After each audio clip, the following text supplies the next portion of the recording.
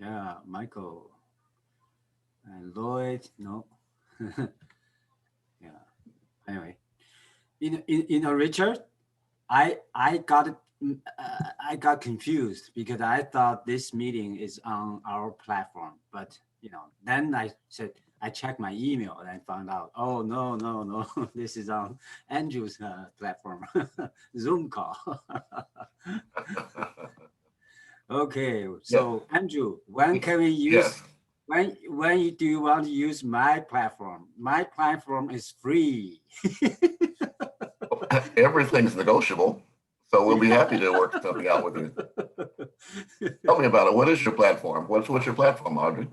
Oh, basically, it's a self-hosted Jitsi, Yes. Jitsi Meet. Yeah, Yes. it's a self-hosted on our own dedicated server. So no cost, no involved right now. Okay. I'd love to Anyway, be able to. I'd love to be able to work something out with you, so we can have. yeah, just try, right? Yeah. We could Well, set I've up a used it. channel for you. Please, I'd love that. I think it'd be Okay, cool. fantastic. Yes. Yeah. Okay. Now, who else? Oh, we have Mufaddal here. Yeah, Yeah. Mufaddal. Hello, Mufaddal. Mufaddal, your mic is muted. Yeah, I can see your smiling face. Yeah. There we go. Well, look, guys, we're actually starting right on time at 9 o'clock. So I'll just go ahead and get started. I've started the recording. This is Andrew Williams Jr. We're wearing a multiple hats. This will be eventually a conversations with Andrew Williams Jr. We also have Lady Alicia Hamilton from TRN International News on the line. We don't have Sheldon Williams, but the EdFu Foundation is actually sponsoring this um, platform for us. On the screen, you'll see the Ad Hoc International Advisory Board of Goodwill Ambassadors. That's an outgrowth of the Encounter LA think tank, of which Michael Rendler is a co-founder. And of course, that's from Professor Marcela Oliva's Architectural and Environmental Design Department of the Los Angeles Trade Technical College, her community advisory board and think tank. So that began in 2015. At least our online portal did. It's called Encounter Global. You can find it on Facebook at Encounter Think Tank groups. But just last year, we launched what's called the Ad Hoc International Advisory Board of Goodwill Ambassadors and Activists. The idea is not just to raise awareness, but to actually demonstrate how we localize all of the sustainable development goals. I'm so happy and thankful to Lloyd and also to Mufaddal for us focusing on not just hunger, but also poverty, which is SDG number 1, hunger number 2, and good health and well-being.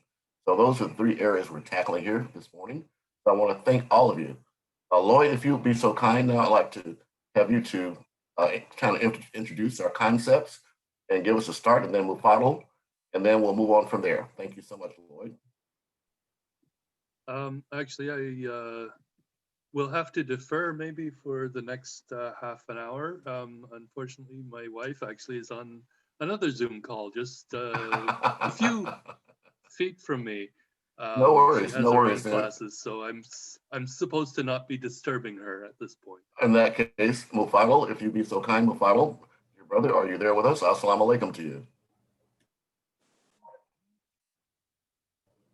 Mufaddal, you need to unmute your phone, your mic.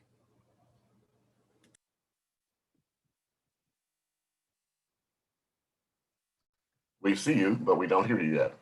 Yeah, let me unmute myself. Oh, yeah. now I'm there. Okay. So blessed Sunday to everyone. We want to make sure that this Sunday and the next week is productive. The last week has been very, very productive, very, very busy also, with number of things going on, global conferences going on in different directions, and Canton Fair going on in China, and number of activities, so trying to catch up with a lot of things which was going on. But anyway, I think we are ready to move forward in terms of building some of our model campuses, in Pakistan. We have, established the collaboration with Community Development Foundation in Pakistan. I've requested Ms. Mariam Khan to join us. She was actually not feeling well, and she was also having a personal family engagement. Her son is getting sort of engaged today. So I said, well, please join us for 5 minutes, introduce yourself, and, then you can attend the family, gatherings also. So she will be here with us introducing what Community Development Foundation is doing. Wonderful work they have done in, our province of Punjab. And she is ready to really now, she has already established a relationship with local university, and we will be sort of building this climate smart department in the first model Wheel of Life Farm school in a local campus. And the whole local team is happy. The owner of the 875-acre site is happy that now we will have engineers. We've got about 50,000 engineers available, which are unemployed currently.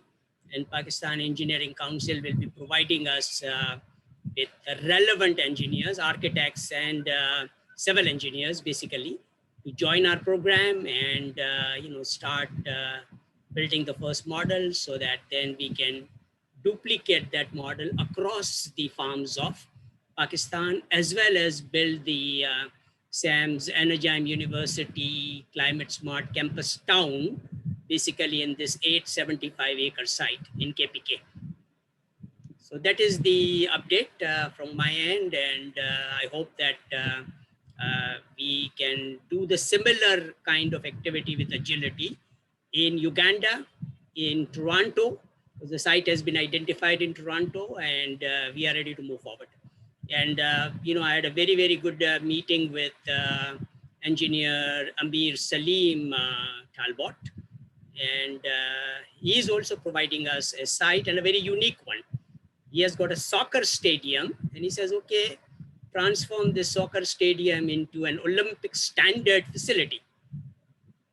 So wonderful initiative from his part. He is going to make sure that we play all, Olympic games, in a climate smart, engineered manner. So wonderful initiative from his part. He's a wonderful gentleman. And we will be building something in Bermuda also very soon. So that's the update, Andrew. And I hope, Lloyd can now give us the update from Toronto. Well, thank you so very much. I'm actually hosting multiple webinars right now. So let me first follow up what you said. Amir Salim Talbot in Bermuda has for a long time been following our activities through Corn Smith. Actually, his concept with Richard that created what's called the SpARK for humanity. And Aubrey's version of the Pyropod falls right into the area. So when he found out that Aubrey is creating a model in Canada, both in his home backyard and one in Richard's, right. He wants to start next week and actually creating a proof of concept there in Bermuda as well. So he may be joining us quite soon. He's just finishing up. Yes, Bermuda Islamic Cultural Center. They're having their grand honoring of their 22nd anniversary this whole week. So if he's possible, he'll be joining us pretty soon. I'm going to have to transition to my next meeting for just a few minutes. Lady Alicia Hamilton is here, but I do want to also invite Sir Bailey to unmute and introduce himself. I think he's the most recent participant to this group. He's here in Los Angeles, and he has also been working closely to establish backyard locations, also school sites. He's an educator. So I do want to very much appreciate Sir Bailey and ask Sir Bailey if you could unmute yourself and introduce yourself. I would certainly appreciate that if you're in a position to do so.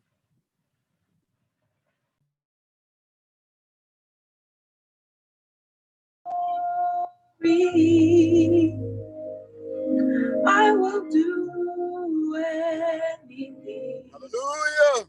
Just to Hello. Bless the Lord, oh my Yes. soul, and all that is within me. Bless his holy name. Yes.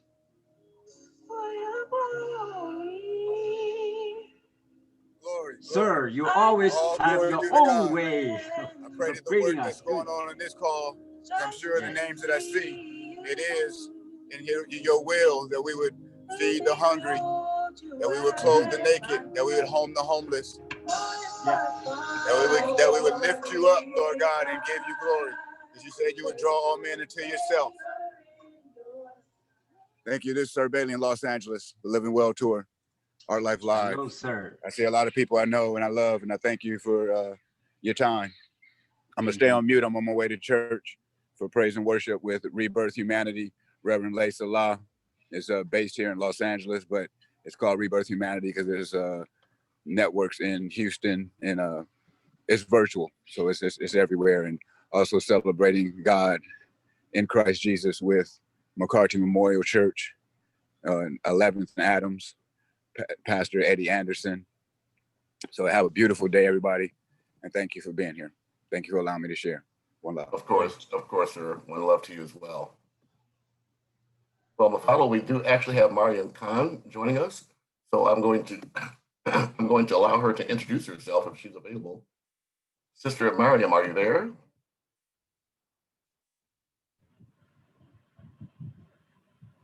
Mariam Khan? Or? Your mic is not open. Oh.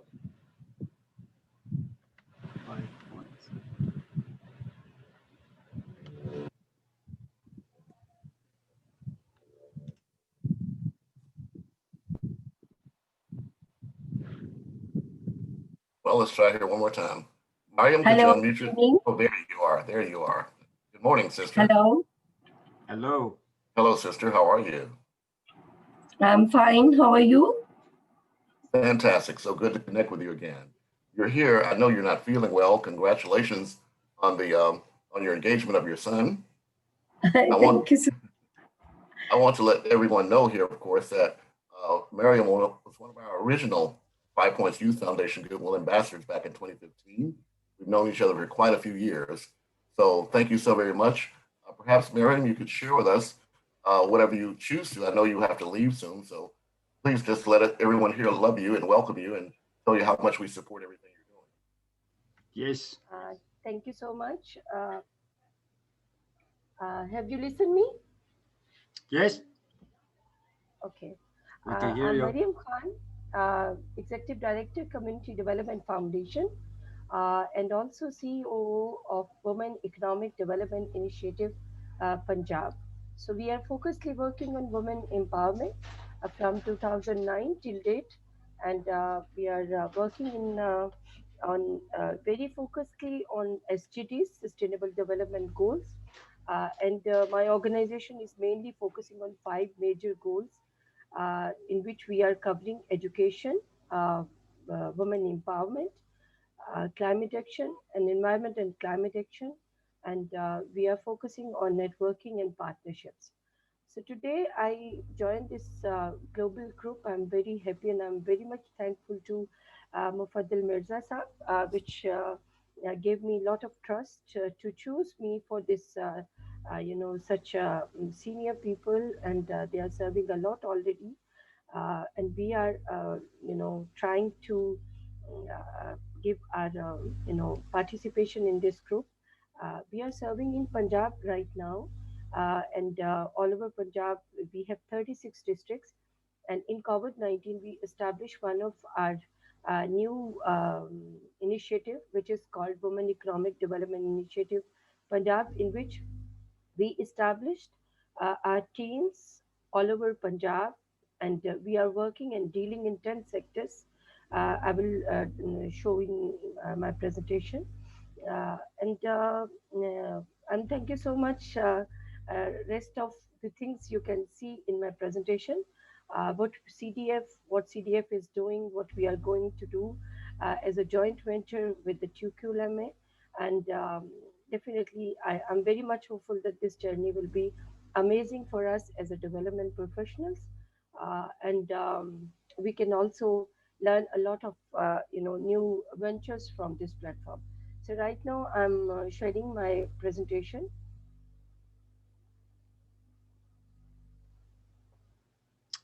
Okay. Oh, where's Andrew? Yes, I'm here, but it looks as though Mariam might have dropped off. Okay. Yes. In the meantime, let's see here. We do have one other guest whose name I'm not. Can you share this? Oh, can you see the screen, please? Yeah, everyone can share the screen. Go right ahead. Okay. So this is Community Development Foundation. So you can follow us on the social media through these networks. I can't see anything yet. Can anyone else? Mariam, we cannot see No. the presentation. I cannot see. It's just basically, yeah, like a gray, lighted area, slightly lighted area, but full screen is, yeah, the mouse become an arrow. Your screen is, visible, Yeah, but nothing is coming on the screen. yeah. Yeah, okay, now we see it. Can you see it now? Yeah, we can Yeah, see the yeah. screen now. Start the presentation, yeah. Okay, thank you. So this is Community Development Foundation. So you can follow us on the social media through these networks. Please start the presentation, Mariam. Yeah, We haven't seen you're the not starting. PowerPoint has not been started as yet. So this was started from my side. Oh, No, we don't. We freaking- just see your. the screen, Yeah, the freaking. It has to do with which window she's displaying. She has to display her desktop. That's So right. when she selected what screen to show, right. she Yeah, selected select the Explorer screen. She should have selected the desktop screen. Then it'll switch. That's right. So Mariam, if you perhaps stop sharing and then Yeah. select the presentation screen and start sharing, that should allow us to see that screen. So I did the same. Screen is shared from my side with the presentation. Well, that's what double click on the first stop sharing, stop, and then double click on the presentation when you start sharing again.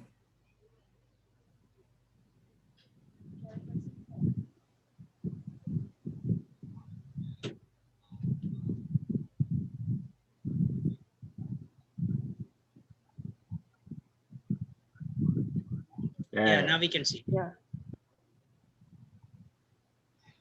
So is this visible now? Oh yeah, Yeah, we can see it now. Yes, yes. very clear. Thank you. Wow, there's a black. Yeah, there's a black square on the right the right side. There's something in the screen,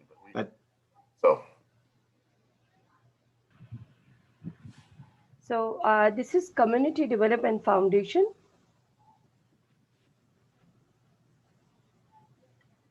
So you can follow us on the social media through these, platforms and apps. CDFfoundation.com. So who we are? CDF Foundation is an organization dedicated to achieving women economic empowerment globally. CDF Foundation was established in 2009 to be the national and international advocate for women's economic right development to accelerate progress to achieving economic growth and quality of life. So we have a vision: development of productive and educated women and communities in Pakistan, global, that will in turn create impactful, empowered and sustainable families. So we are on a mission to transform underprivileged and illiterate segment of women and societies into effective, innovative and skillful workforce, facilitating education and skills development globally. So these are the CDF's core values. We respect diversity, ethics, innovations, learning, and positive change. So we have CDF having 5 major goals: to improve living standards, to establishing profit generating ventures, to support institutions and others, to strengthen non-profit local and national institutions, to fostering smart entrepreneurial ventures.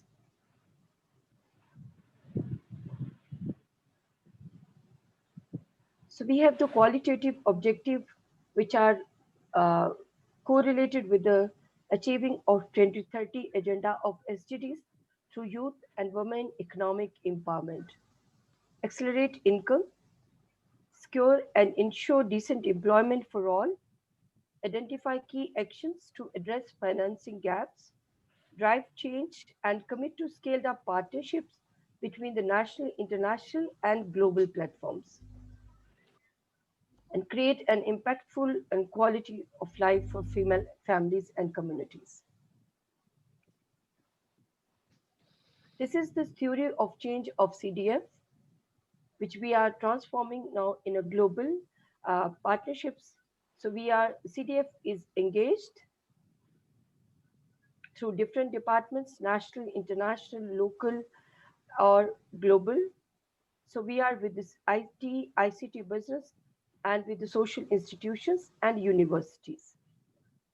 In Women Economic Development Initiatives, we are working for this exclusively for the daughters of the farmers.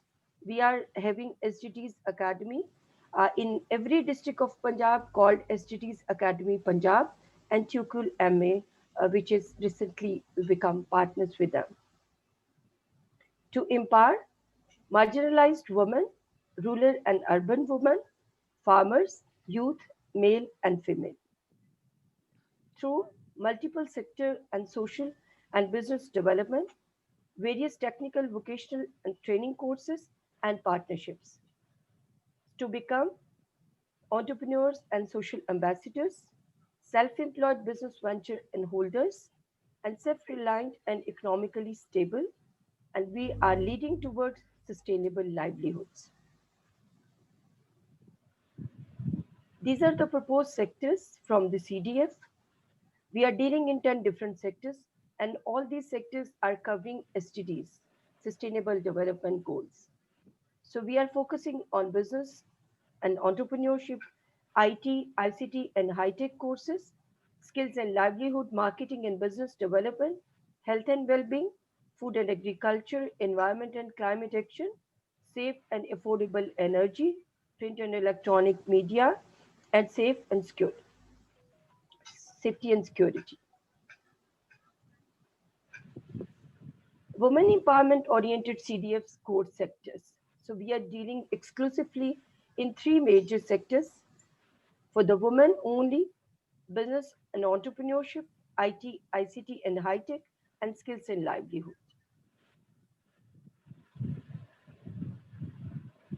Global key areas of interventions: economic empowerment, which we are covering now, 2 billion mothers also.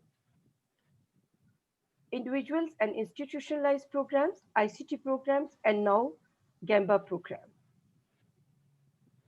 Business incubators, which we are already focusing, and now this is connected with the smart entrepreneurship programs. Raise agri-ventures in women through smart farms, and attention-grabbing networking and partnerships. These are the 5 powerful women ways to empower women: through technology, through education, through rights and voices, own businesses, drive the change. CDF process is very easy.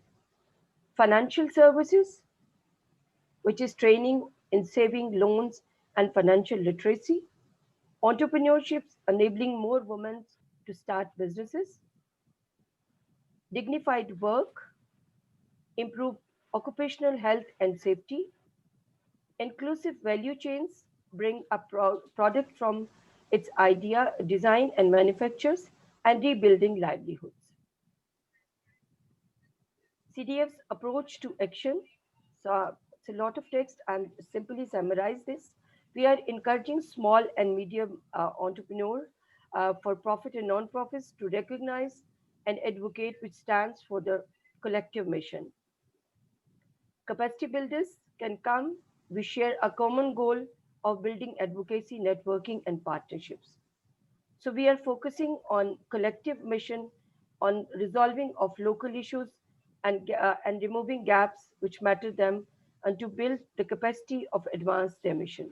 We encourage individuals, community groups, youth groups, girls, and grassroots nonprofit organizations which becomes member of CDF Foundation. These are the strategic pillars. So we are standing with the decent work and economic growth, women lead and participate, partnership of older people. Like this strategic pillar is directly involved with the 2 million mother program. Increasing participation of women, which we are going to enroll lady graduates for our MBA program and especially for the engineering sector. Promote economic development. So CDF will reflect and enhancing the principle of equity. Building blocks, which is clear impact claim, recognized leadership, influence partner organization, effective communication, capacity building, service delivery, and increase in employment. So we are practically dealing in these block of change through our services in all over Punjab country. This is our current outreach all over Punjab. We segregate Punjab in 3 major regions and equally divided 12, 12, and 12 districts. We are focusing on these business dimensions. We are starting with the organizational empowerment. Then we move to people empowerment, and then we use tools, technology, and tools.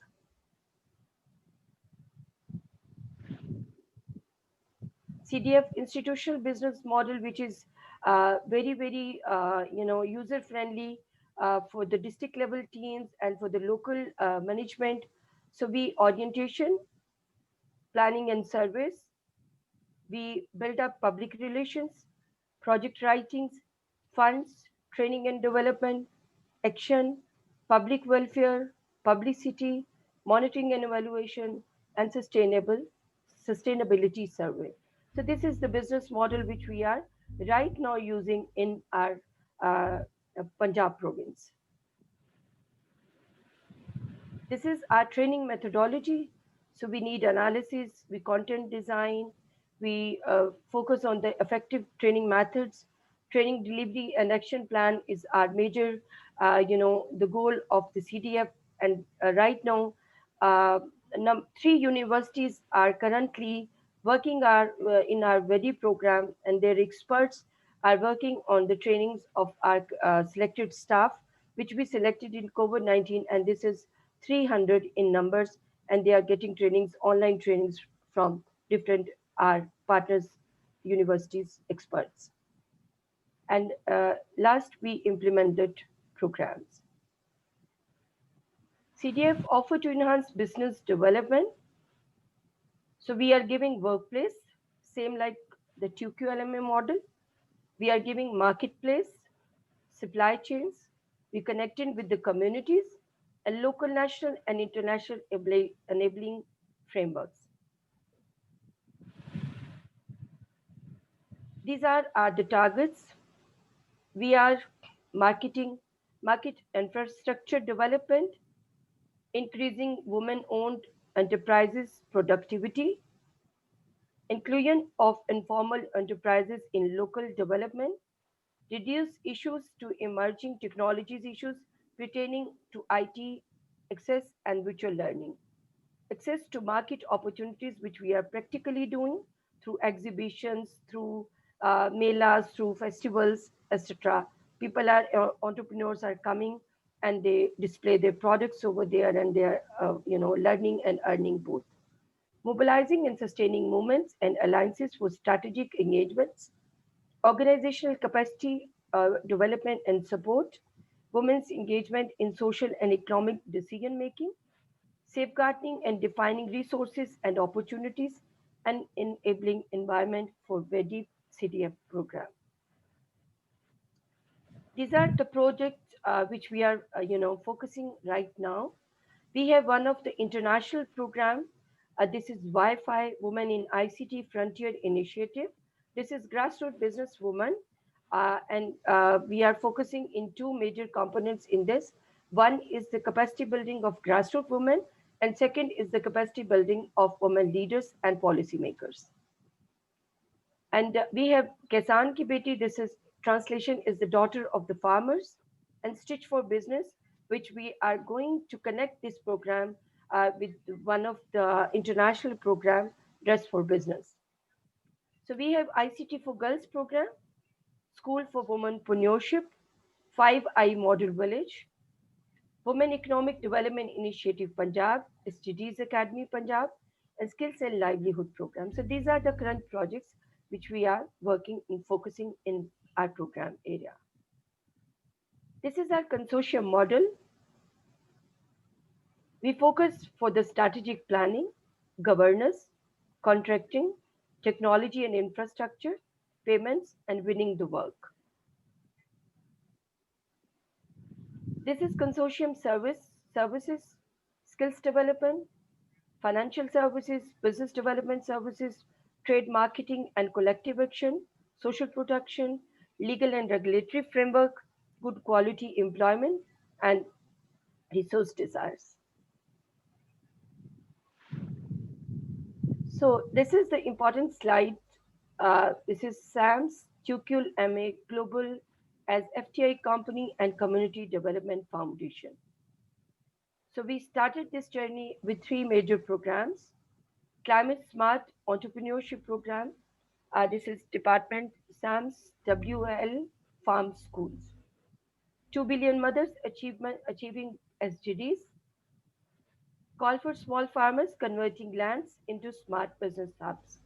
So after reviewing the whole presentations, we reach on this slide because our whole work is based on this partnership, and we are definitely apply our strategies, our practices, our services on this project by, learning and joint venture. This is the proposed activities which we are already doing. So, so you can see promoting young females, establishment of businesses, giving technical vocational education, preparing, implementing small business models, connecting registered business, females with financial services, rural and urban females unit in CBBIs, community-based business incubators, and training seminars and meeting of awareness and public-private partnerships. Spotlight on succession steps. We started in 2009 with 2 projects only. Then we moved for the volunteer work to stand for the structure of the organization.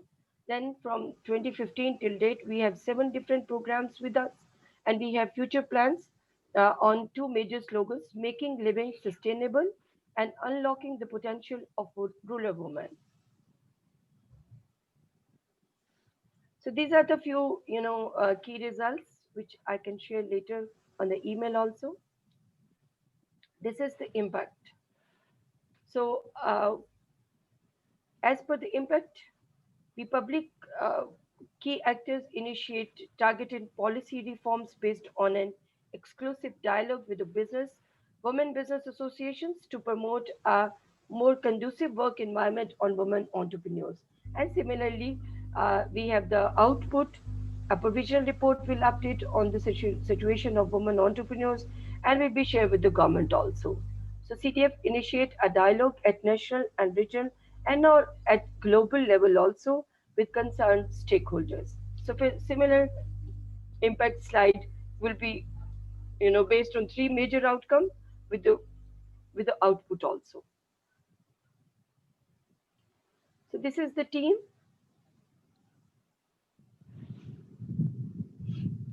This is the institutional model which I have already shared. So these are the priority areas. So thank you. You are welcome for the questions. Oh, everybody's thinking big. Very good. Thank you so Very much. big. So Michael Rendler, I think. Everyone is awakening. Well, thank you so very much, Mariam. I'm very enthused and supportive of your efforts. Michael Rendler, you had a couple of questions, I think, but Mariam, one of the other things that happened is that recently you shared this photo of your signing at a MOU. Is that with a local team there in Punjab?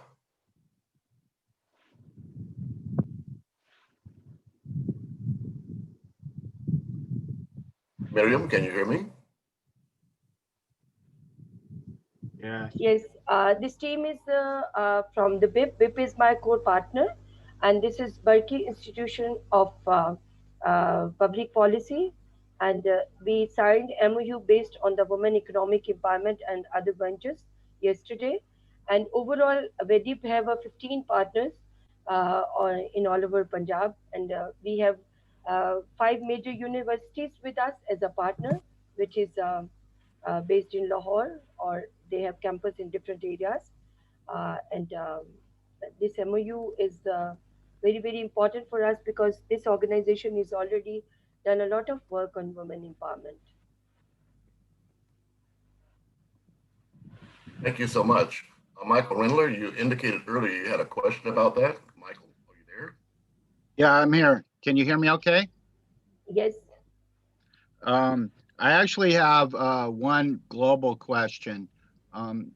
There's public-private partnership model, and I'm very curious with where the government interfaces this idea of setting policy and what you see policy would look like, and that, quote, enforcement mechanism.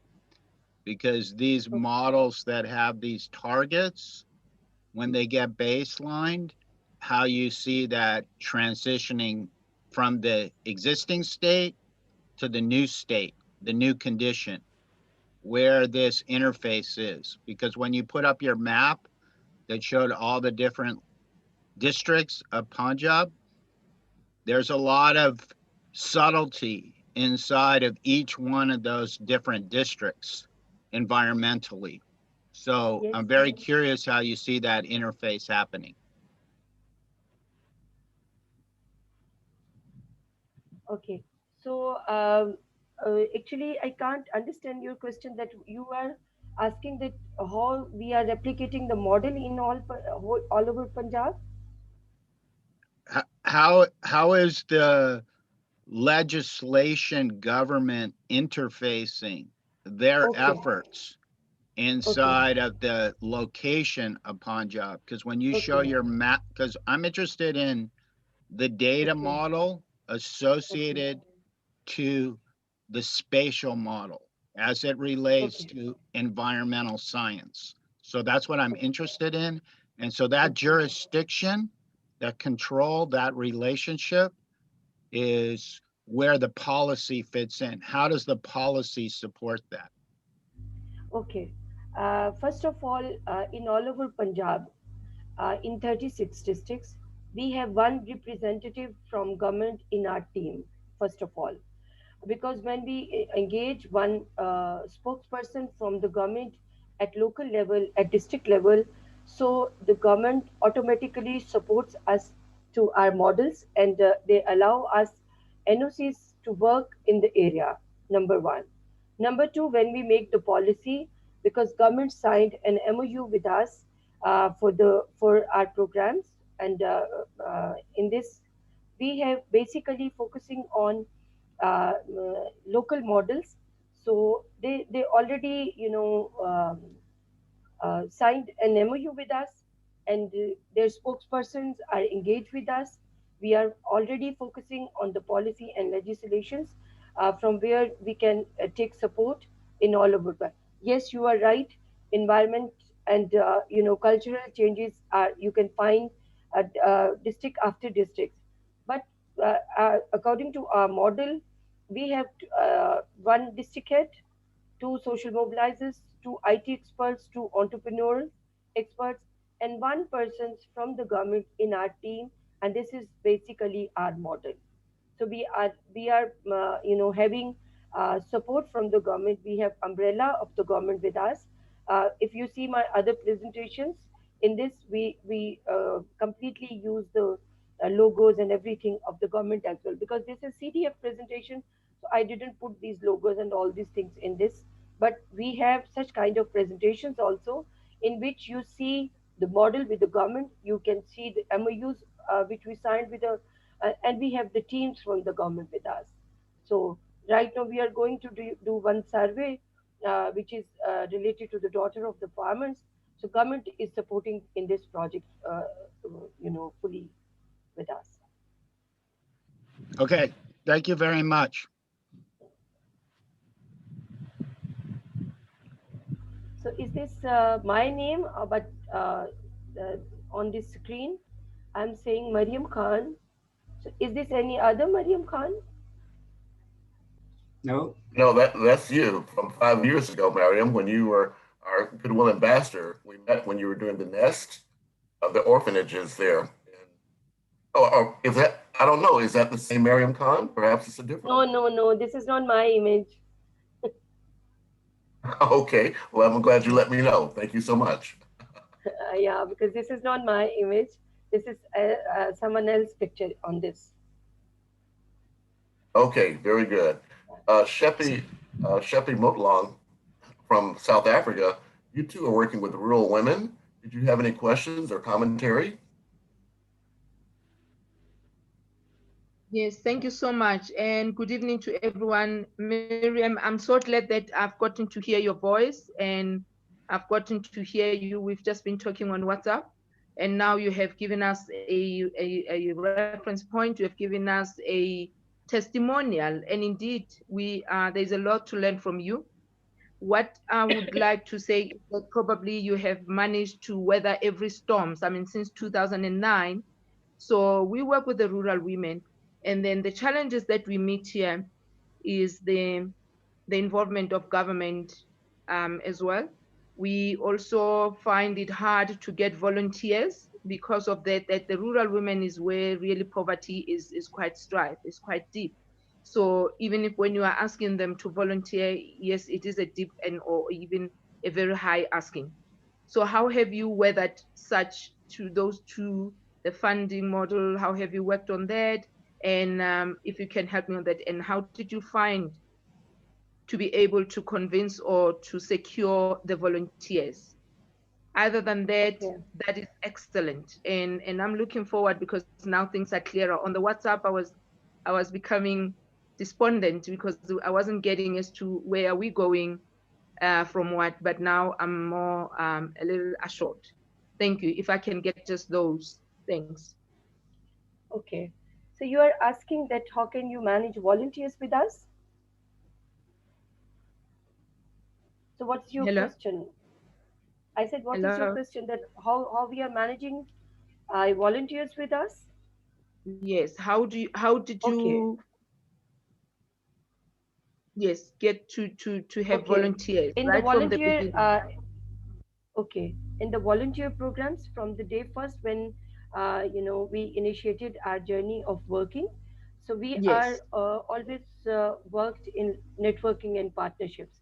So we have universities with us, and university volunteers supports our initiatives all over Punjab, and especially if we talk about the women empowerment, and if we talk about the youth empowerment, and if we talk about the IT and ICT programs, this all managed and handled by universities, and the university students always supports a lot to CDF. So we have a huge number of volunteers, because CDF itself worked a lot as a volunteer organization from 2005 till 2000. Sorry, not 5. From 2009 till 15, we worked a lot of as a volunteer organization just to learn and make a structure, make a network, and we never hurry for the fundings. We never CTF is never trying to engage funds and everything. We first focus to stand the structure. We focus to stand youth with us. We focus to stand volunteers with us. So the questions about the volunteers, first that universities with us, so we don't have any problem of the volunteers first of all, and second, when we engage universities, government always listen you very much careful, because when you're focusing on education, when you're focusing on youth, so when you bring this agenda to front of government, so government understands this and they're ready for support. And not only financial support, they are giving us lot of services support as well. They are giving us administrative support in the field. Until now, although we are not rushed for a very big funding till date, but we have lot of work and we have a strong network and a structure in all over Punjab through networking and partnerships. Yes, now we are giving applications. Now we are moving towards funding also, because we have the structures, we have the models, and we have this strong grounds for the actions in our working areas. So I'm quite confident now that if I apply for the funding now, so yes, I can utilize this funding as per my commitments. But in the back years, if I don't rush for the funds, it's only because that I felt that we need for the learnings, and we focused on the learning. Yes. That is great. That is great. Thank you so much. You have answered in satisfactorily. So now I saw that on your model, you also do cater for the internationals. How do we forge the relationships? How do you define that? What is the picture? How do we do that, work with you? First of all, because the organizations saying our agenda, the organization saying our content of working, and if I talk about the international programs like Wi-Fi, Wi-Fi is the bigger program which is running in 7 different countries, and this is Korean program. And here in Pakistan, I am the execution partner with Amar Jafri Saab in back 2 years, and we worked a lot on this return. So there is no any different model for the international networking and partnership. Basically, your work, your agenda, your program area, and your selected beneficiaries are basically the 5 key pillars. On the base of these 5 pillars, you can connect internationally, globally, locally, nationally, internationally. So this is my, I think so, trust on this, that if you have a strong content, if you have a strong ground for working, if you have a real selected beneficiaries which are deserving also, which are really marginalized, and they need to change themselves, they also supports you. So we focus on such kind of models, and definitely we achieved a lot, not in terms of financial, but in terms of human beings, in terms of networking and partnerships. I think so. I am standing like a bigger organization, might be not having very much money, but having a very good grounds. Yes, that is also excellent. What I like, where I see the synergies and the similarities, is because of the shared values of the concentration on human livelihood. That's what I think I've been learning even just from this past week.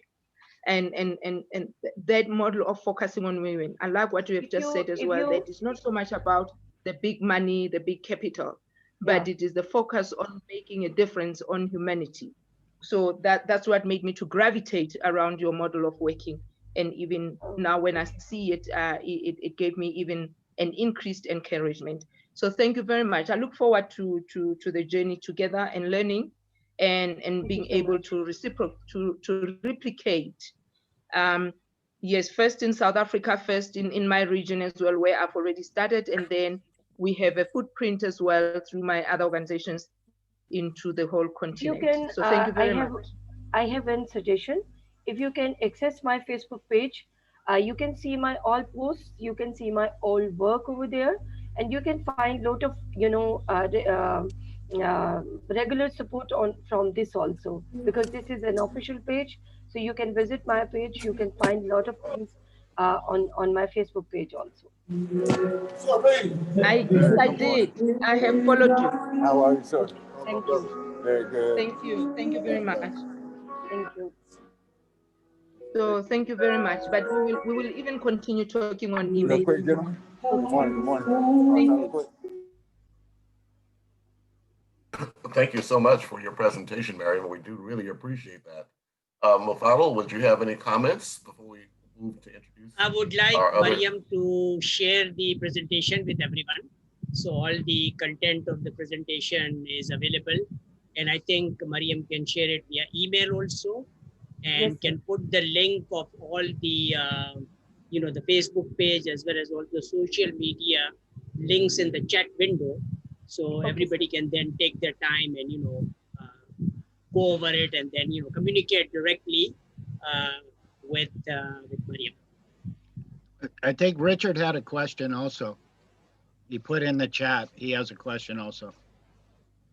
Go ahead, Richard.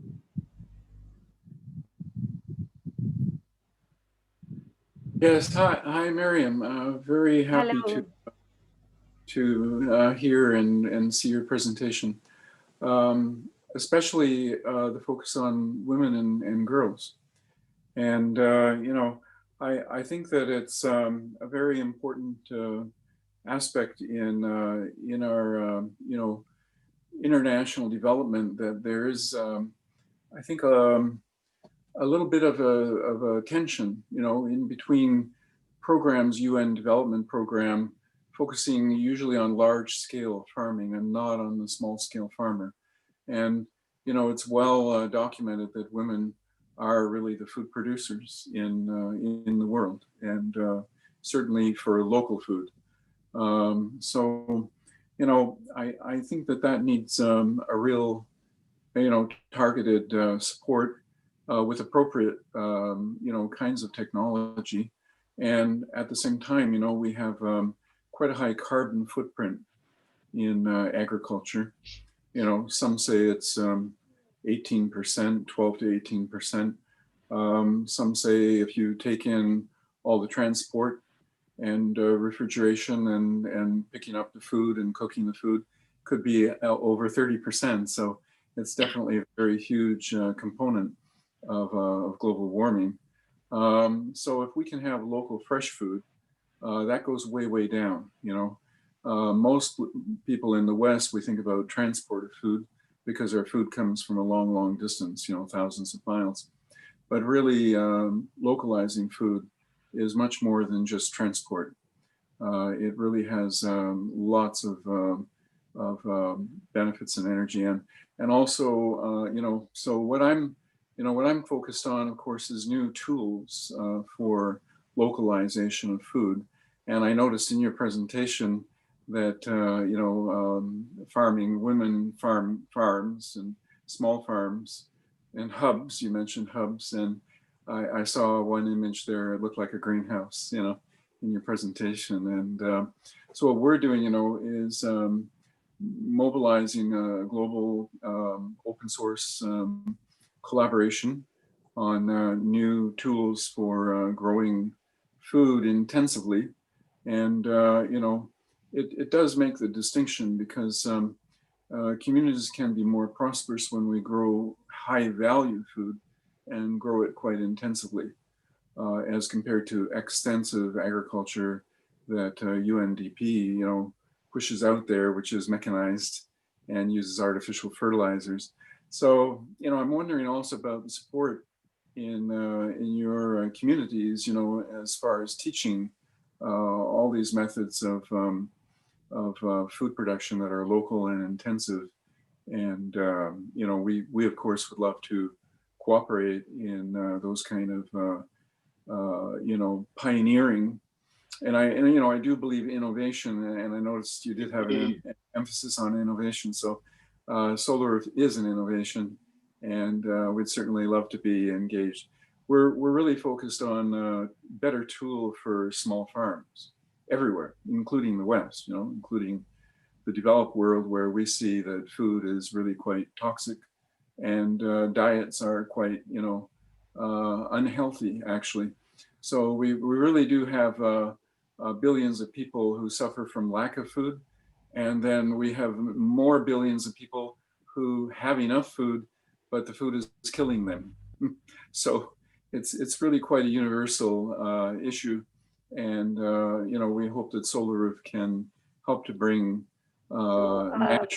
natural food, intensive local food that is also profitable, by the way, too, for young people to go enterprise, into enterprise. And that's what, we have as our goal. Just to, just to let Richard know that Pakistan, I call Karachi $1 million a day city, simply because we consume 10 million liters per day of milk in just one city of Karachi, and 99% of that milk causes cancer for women. Mm.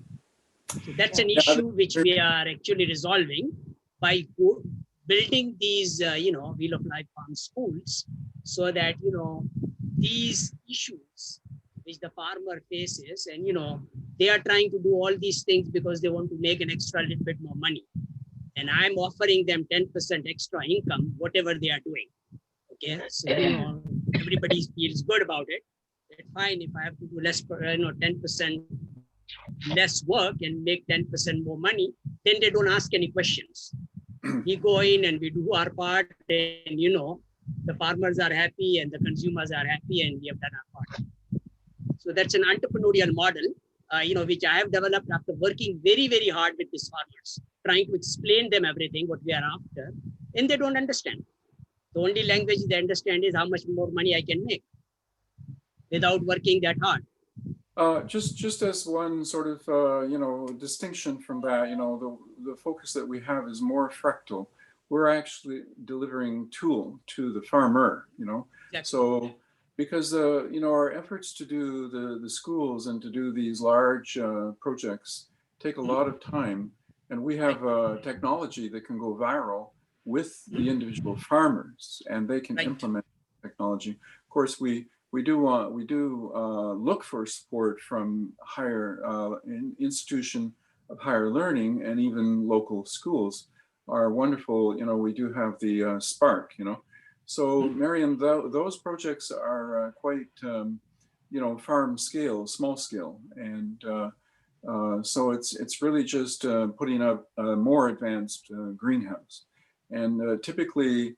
It will involve fish and plants, the aquaponic style of operations. And these result in immediately a much higher profitability for individual, family farms. And sometimes, women can do cooperatives too, and so a group of women who perhaps, could microfinance together one agripod. That would be, a kind of a quick, pathway towards greater profitability. The inputs are very low, the energy, there's no artificial fertilizer. These are working with nature type of technology. Definitely. Yes. One of our project which I quoted in my presentation also, this is the Kisan Ki Beti is called daughter of the farmers. We apply all these things which you discussed for the consuming of food, for the safety of food, for the distribution of food. So we are focusing on this model. Inshallah, in my next meeting, I will share this presentation also, which is based on the smart forms especially for the women, and we are focusing on 5 major components in this program. This is a sustainable food supply, farm fresh supply, and we are focusing on kitchen gardening practically, and we are focusing on organic cosmetology, and we are involving women in making products and selling products from the organic to further cosmetology, and we are basically focusing on overall development of the family of the farmer. So we are already focusing and catering this program by 5 major initiatives. So I do agree, and we are already focusing on the food and consumption of the food and growing crops and seasonal crops. We are already giving trainings and capacity building of not only of the farmer, but we are involving all of our family. So this is already part of our agenda through one of our different programs. Excellent, Mariam. Thank you so very much. I want to Any further ask, questions? Andrew, I want to ask a small question to Yes. Richard.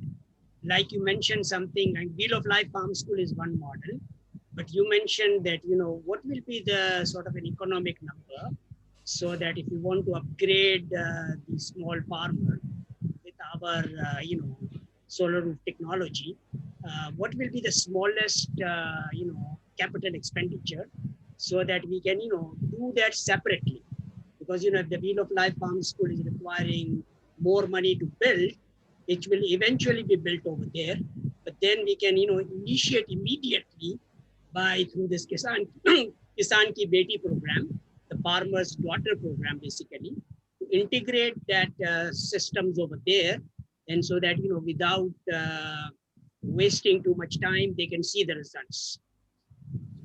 Yeah, well, in each different country, the open source solar roof technology can be implemented at very modest, cost. I mean, there is the frame, the structural system, there's cover materials, there's all of those, individual equipment which allow the operation in any climate, right? Whether it's hot climate, cold climate, reducing the energy. So, but, the basic know-how is working with water. And water is very, available, inexpensive. So like aquaponics and these kinds of know-how,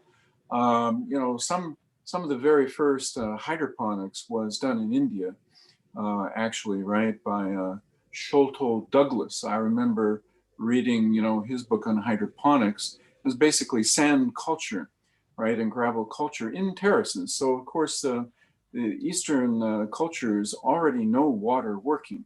That's what hydroponics means, water working. So yes, it was kind of rediscovered in a way by the West, in California. Was it Dr. Garrick, I think, in Berkeley, or I'm not quite sure now where he was. But anyway, that became the basis of doing plant science, plant science research, looking at, nutrients and deficiencies and so on. But basically water working, it is smart, right? It's just using water in a very smart way. Well, in the solar roof technology, we have our liquid bubble insulation and shading. So again, it's a very simple, very smart way to reduce the energy, and it is a biomimicry in many ways, yes? So what we can do is implement this in very small structures.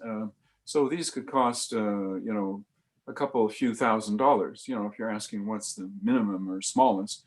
But of course, all of that is completely dependent on the engineering, the scale of implementation.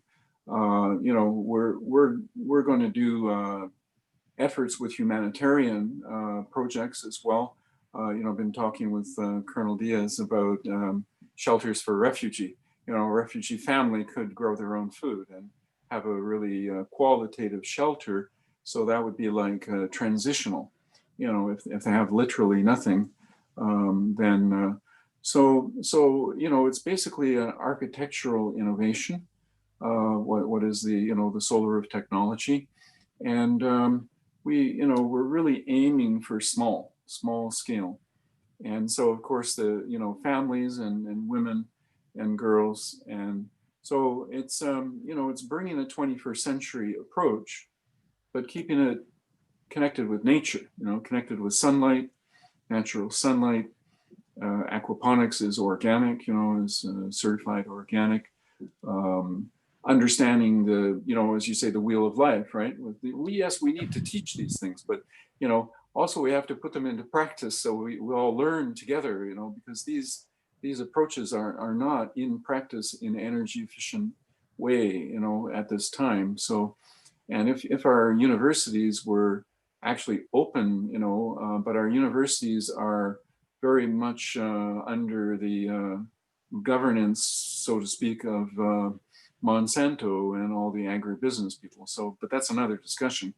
I think probably in the Far East and Middle East, there could be much more, you know, openness to exploring innovation. So this is what we need. You know, we need really quite a bit of innovation, or else food system is going to collapse quite soon. Yeah. Great, thank you, Richard. Mufaddal, did that answer your question? Yeah, it Because definitely we have Aubrey answers that wants to. No, it definitely answers my question and gives me an alternative to implement in Pakistan immediately, because we are providing support, you know, financial support in terms of our Kardan Hasana system, so that, you know, if it's the project can be done in say a couple of $1,000s in each small farm, I would rather go ahead and do it. So something is there and they are seeing the benefit of it. And then eventually we can go and, you know, build the Wheel of Life Farm School. And This is another comment. I'm working with Aubrey now, you know, and we will be working in the East, like China, of course, with him and many other places. You know, we want to go fast. Maybe Aubrey, maybe you can comment too about working at, what did you call it, China speed.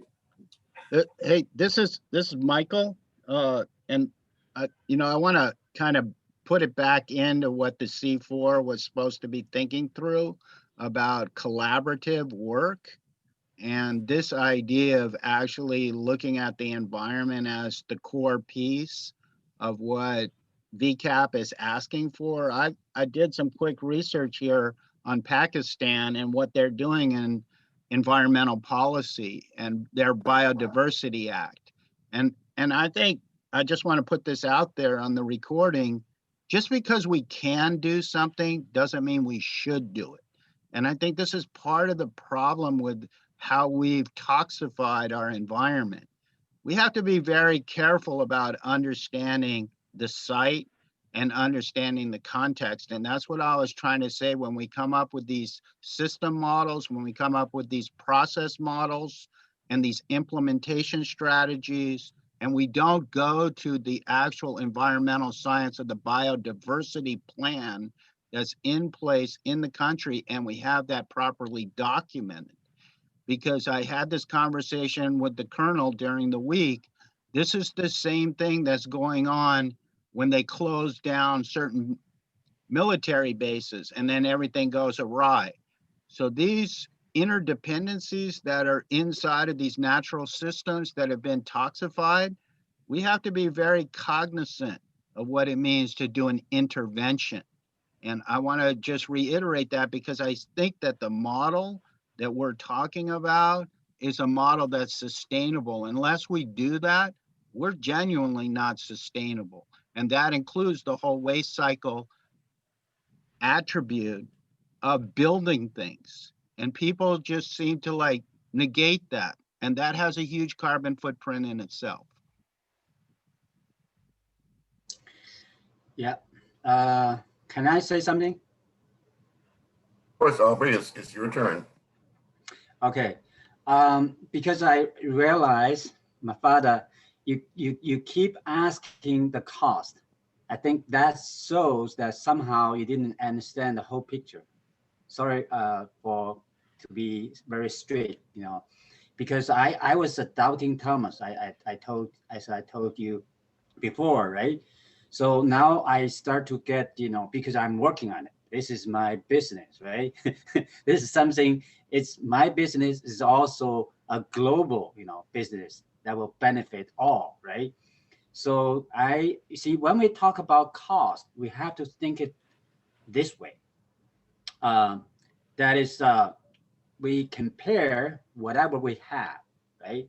The building we have, you know, anything, any kind of building, the house, you know, the manufacturer, you know, plant, you know, anything, you know, big and large.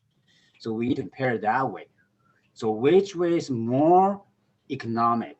Which way is more has more less impact on the environment, right? Which way is more, you know, which way is better in every way? So we should understand this, and then we see, oh, wait a minute, this is the only way, and this is the only natural way. So I like what Michael shares. You know, this is basically mimicking the nature. This is all the nature is doing all the time. We just somehow we forget it. So that's why you see Richard called the name solar roof, which means the roof only. When you talk about building, you focus on the roof only. But why focus on the roof? Because we use the sun, we use the solar energy. It's free, it's there. You know, if you look at the logo, you'll see the, you know, we have sun rays, right? That shows that that's something we rely on. Don't talk about anything else, you know, nuclear energy, you know. We have solar energy all the time. Human beings depend on it, you know. So, and also inner circle, it shows the full picture, you know, of parapod. There's an inverted pyramid, you know, that's geothermal. So basically we're doing solar thermal, which is natural, and geothermal which is natural also, right? Both are natural things, right? We use the nature to play the role. And that's why how we could fight COVID-19, you know, the Chinese believe that, no, we need to build out your own system, let your own body to fight COVID-19, you know, not to give you more oxygen, which may suffocate you, you know, which may kill you, because no, you got fluid in your lungs. You got to get the fluid out before you can breathe. See, so I think it's very important. I like to take whatever opportunity I can get to stress that, and so that people won't wander around what is going on, you know, and then say, oh, this is a good idea. No, not just a good idea. This is always how the nature is doing. Thank you. So you get my point? Yeah, I think we should just get the whole picture. Get the whole picture first, then we focus on the detail. Right. You got to get a whole picture. Otherwise, the status quo, the traditional way of doing things will draw you back. You know, go back to Egypt, right? So you'll never have the Exodus. You see my point? That because that's how even I had, you know, wander around, you know, oh, maybe I can combine with the geothermal. Then wait a minute, I'm thinking, no, the geothermal is already incorporated. That's the inverted pyramid 4, right? So the upright pyramid represent the upper portion. It's also like a tree, how a tree acts, right? You see the tree branches, the leaves on the top, but you have the root. You know, you have the root, right? So geothermal is the root, and the top part is solar thermal. It's solar, you know, solar thing. So we got, you know, I have a website called solargeo.net. You know, that's how I, you know, learn my lesson there. You know, you can go there, you know, all kinds of things, you know, because I have a wide interest. But then one day I see, no, I gotta focus. I gotta focus on something that is small, but it's also can connect all together. And that's where we're actually working with the nature, or we are taking advantage what nature is already doing and helping us, human being, for many years, you know, thousands of years. So if we can do this, the humanity can sustain, not just, you know, recycle things, but we can live peacefully and harmfully, with the environment and with each other. So this is, I gotta speak it out, Aubrey, actually, the question was based on your initiative to build this thing in a backyard. Okay, if it can be built in a backyard, it can be built in all the farms. Okay, that's right. It started from there, but very simple concept, Yeah, we do it, in our home, in our backyard, and then it duplicate, everywhere else. Yeah, sure.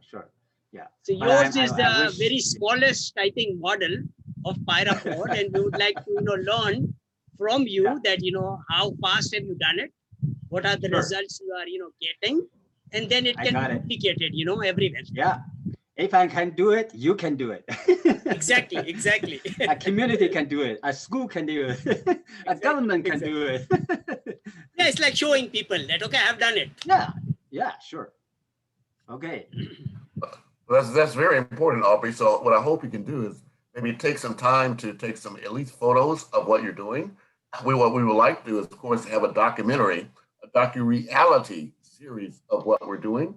So even if we have to come back and take photos along the way, I think it's very important that, we make sure we document our activities in all our different areas so we can eventually come together with a compilation of work going on around the world that shows how we're localizing the Sustainable Development Goals. Sure, but I have a problem now.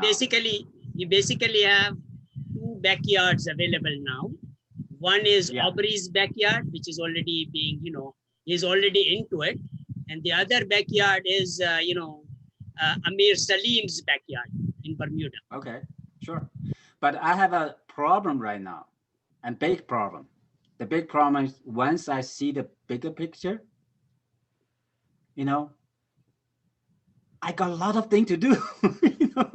I feel that I don't have time to do my own model. I want to build the bigger model, just, I know. Start the fire. The whole world is turn around, right? We need someone, a madman like me, or someone, if Richard may be too old to do this job, I would do this job. We'll just light up the fire so the whole world is turned upside down. Then wonderful. To catch wonderful, people, and right? I think Aubrey, China. I think Aubrey, your model is to make sure that you show every Chinese farmer what you have done in your backyard. Yeah. And so they can duplicate it very fast. Once I focus on the bigger picture, I have to force someone, if you're free, come to help me, build one for me, right? I do other things. Exactly. I think we're probably all going to focus on, because it is a consensus, right? Where the small model is very interesting for the backyard, but the size for teaching, the SpARK, what we call SpARK pod, which is really like classroom size, right? It has 3 levels. It has 1,000 square feet in it, with, about 100 square meters, right? And it is ideal for schools and for learning, and it is a entry level for the farmer, so produce enough quantity of food to be a livelihood. Maybe not, the twice as large as more like the farmer scale. But this this project, which we call Octa3 because of its shape, geometry, it seems to be the consensus. We do have one of the teams reported that it would be about 3,000 pounds of metal, in the framing of the system. So depending on what steel costs, we would recommend that this would be structural hot dip galvanized framing system, and then the cover system. And everything about this is low tech, right? Because it's really tent making. You have tent making all over the world, right? And you can make the structure more anchored. You can put a bigger footing if you're in a hurricane place, or you can brace the structure more depending. But basically, not to over-engineer. This is an evolution of our human capacity to build a building that takes light in, does not overheat, right? Light's coming in, no overheating. Contain the heat at night if need to be, or let it reject, because the cover is otherwise very transparent, right? It'll radiate heat energy overnight. And what do we use for the thermal mass is water, so we're not looking for a massive building. We're actually doing what everybody has said, dematerializing. We're dematerializing what is a building. We're doing a minimum structure and a transparent, light but strong cover using high technology, 21st century. These materials technology did not exist. You go back even during my life, these technologies came into being. The tent materials technologies, glass, the glass fabric systems, coated transparency and so on. So these really are a 21st century way to grow, which were not accessible before. They simply didn't exist before.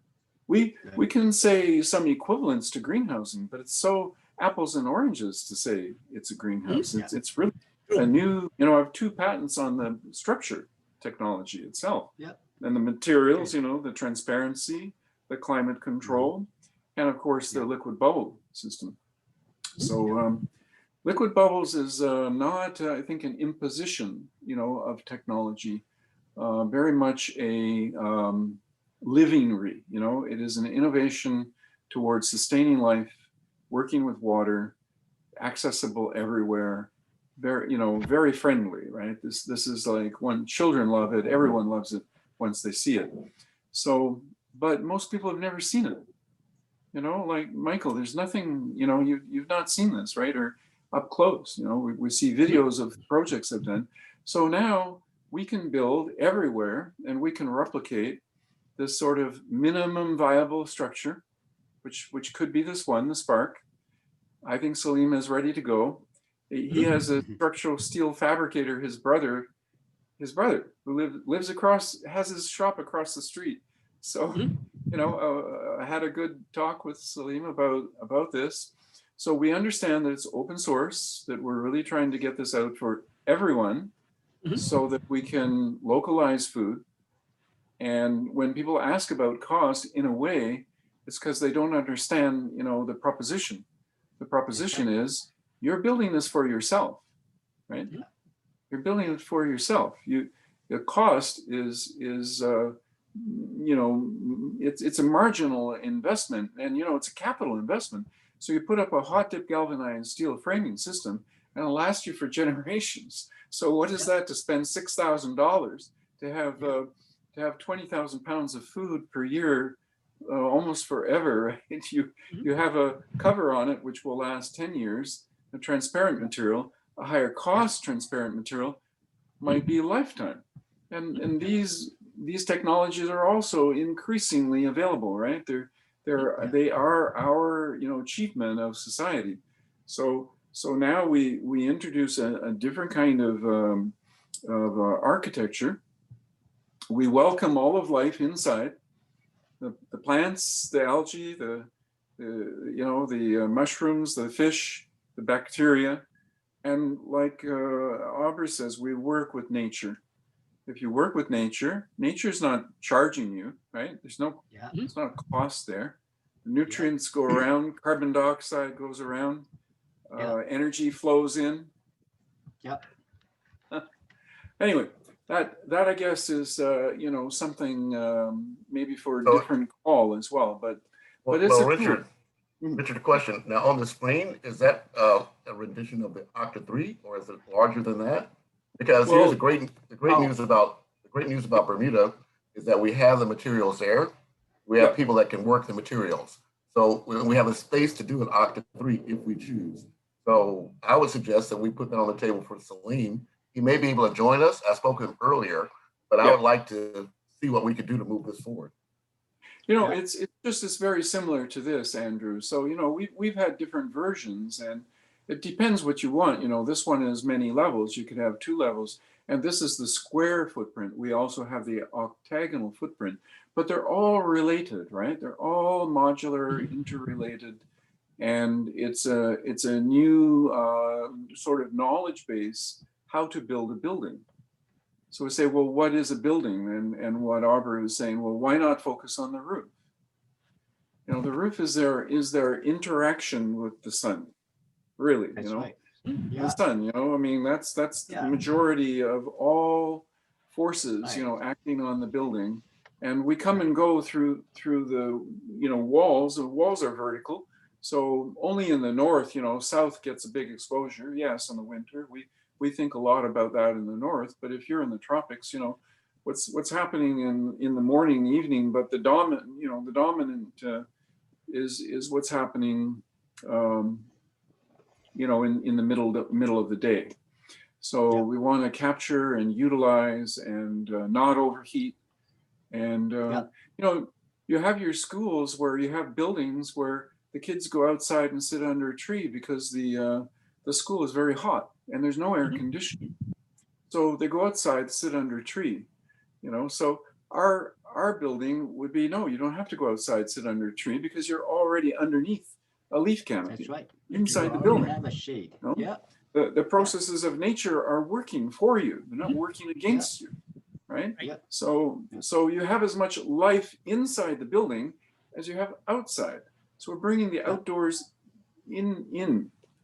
And Yeah. everyone can study it. All our Yeah. research, you know, institutions can build one and learn about the technology.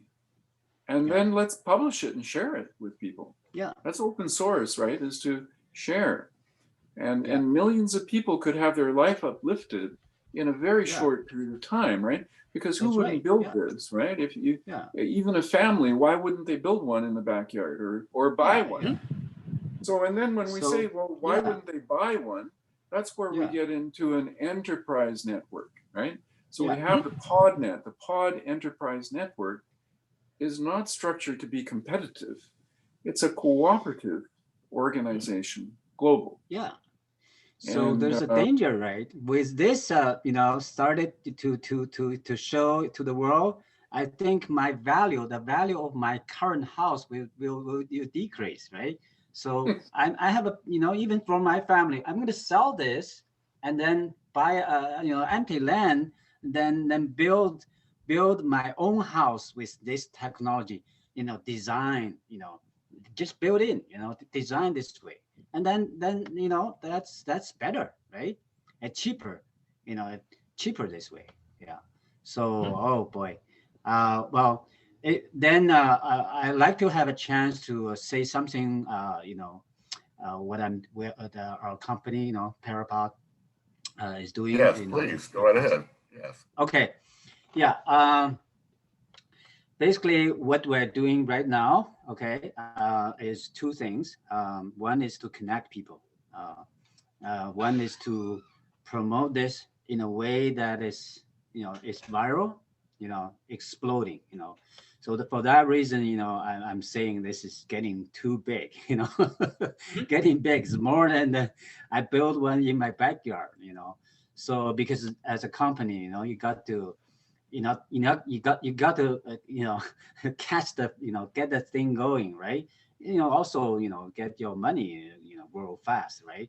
So building a backyard, you know, big one backyard won't be that fast. So I just to update what we're doing right now.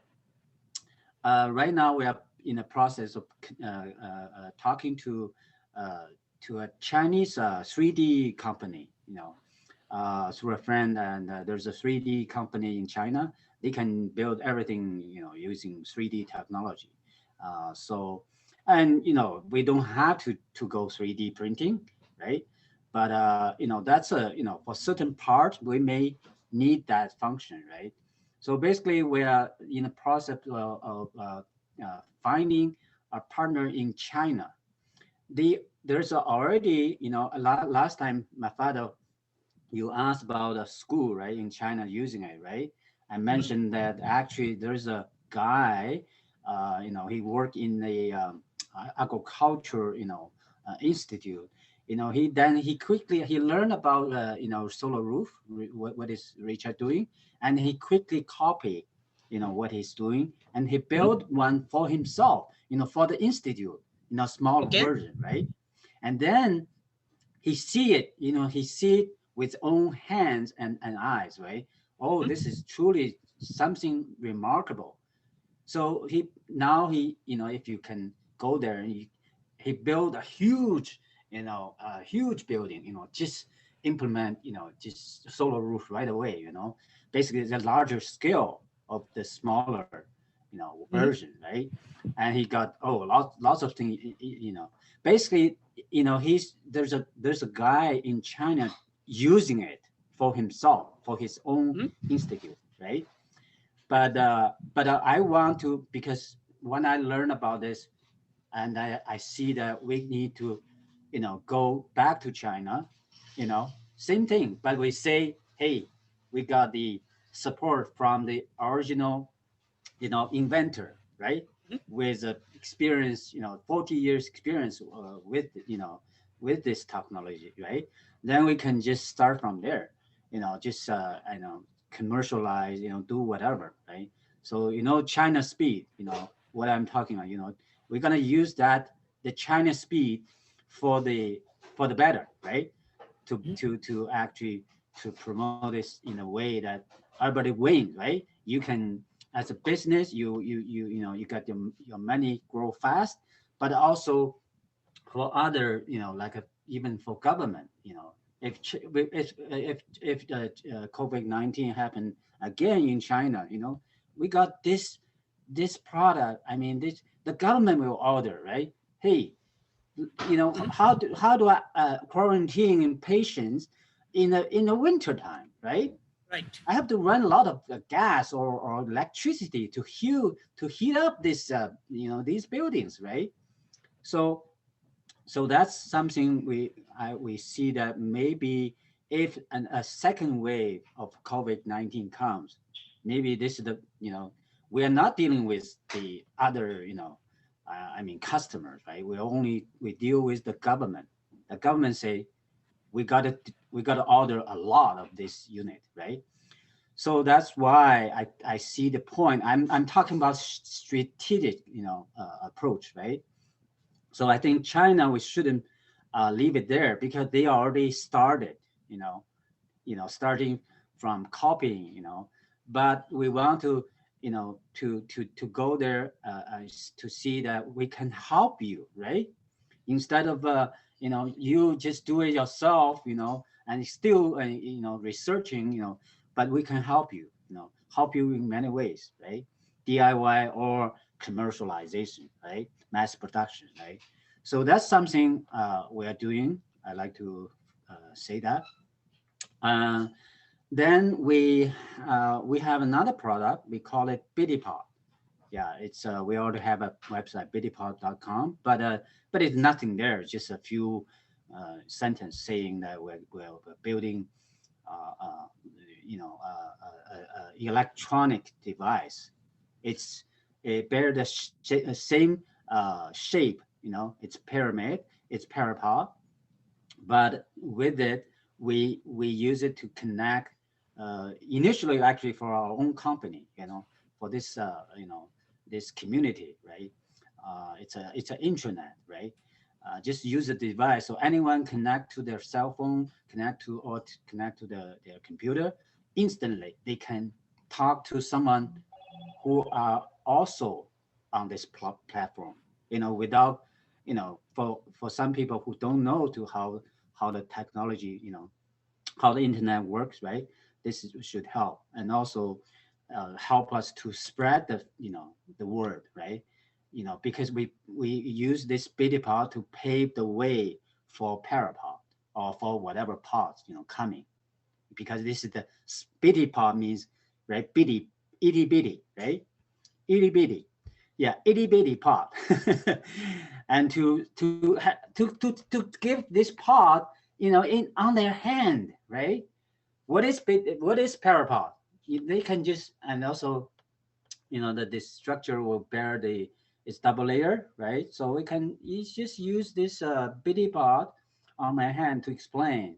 And the BiddyPod is also a charger, a phone charger, right? has many functions, right? Basically, so that's something we like to do even first, because we schedule, if we can, to get this, manufactured and use drop shipping. Drop shipping is fast, right? And drop shipping, then we can, get this as a Christmas gift, as a Christmas gift this year, not next year, right? Our bigger pod, like Parapod or SpARK, whatever. I probably, depending how people react, right? Yeah, we want it fast, but maybe we can, get those realized, at springtime next year. But to me, it's not. No, it's not. That's too late, right? That's too long, right? Because once I catch the whole idea, I think we should do it in a way. It's so small, right? We use this to spread the word, right? By the way, I like to mention, when I compare Zoom call versus our we call it parapod.net call. See, there's a lot of function that Zoom doesn't have. So I like to so basically that platform is a forerunner of Betipod, and Betipod as the physical interface, right, to facilitate the video conferencing, right? So that's something I like to share. That's why I say I'm busy now. I'm very busy. I need help. So if you can spread the word around, I need lots of special, professionals, right? We need probably engineer, right? What's the engineer? Double E, right? So I also, we are in the process of talking to the father of chip in China. Actually, he's a Taiwan person. He's a Taiwanese, but he's living right now. He's in Shanghai, right? He has a big company. Even he interested. I'm not interested in the agripod. I'm interested in the smallest one, the Betipod. So I sent him the proposal. Hopefully he can get involved and even build a chip for us. Very very fast, right? Then just a tiny single chip that can solve everything. Incorporate everything in the chip, right? And then we can get this Betipod out fast. And then oh yeah, a lot to tell. I have a plan to how to promote it in a way that every user wins. They can earn some money fast, right? Not just me, right? But everyone, they can promote, because as long as we structure the sales, the distribution, sales, part right, then everybody's win, right? And whoever buys through you, the user, and then they get a huge discount, huge discount. So I'm using the cell splitting, one cell split into two and two cells split into four, using that mechanism to promote it. So that's something exciting. So I like to share. Aubrey, I would like to everyone to focus on our main objective. Okay, these sure. We'll help you.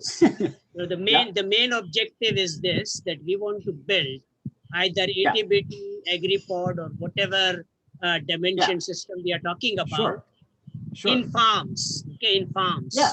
We want to grow food. Okay. Yeah, good. We don't want to forget that. Okay. Yeah. Don't get into the commercial end of it. Don't forget that we want to put these things in all the farms of China. Okay, and I know Chinese can do things very fast. Yeah, a lot of the problems, a lot of the food problems will be solved. Yeah, don't forget, I have a working sandponics right in my backyard now. Okay. So let's focus on food, okay? Sure, focus on food. Yeah. Yep. Great, thank you so much. So far, Colonel Luis Diaz has not been feeling well, but he's here. So please, Luis, could you unmute yourself and introduce yourself? Thank you so much for your patience as well. Lloyd will then get back to you.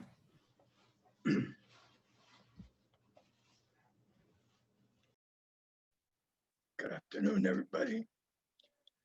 Sorry, I can't speak, but I've been writing in the chat. Definitely the integration of the concepts here is dramatic. I mean, integrating what Lloyd has proposed as a community, what Michael integrating and understanding the geospatial restrictions, how communities come together. But that's where Mufaddal's educational programs come in, to educate the communities that this is a life source. These are community-based approaches to sustainability. Even as I was reading Michael's information, regardless the homeless and the refugee, that I have also been talking with Richard as a concept where it can be deployed in a university as an internship and then taken out to the community. And as Mufaddal has indicated, once you educate the people that can inform the communities how you can survive with a sustainable development greenhouse or aquaponics, hydroponics, it's all integrated. You have all the basic food sources in one space.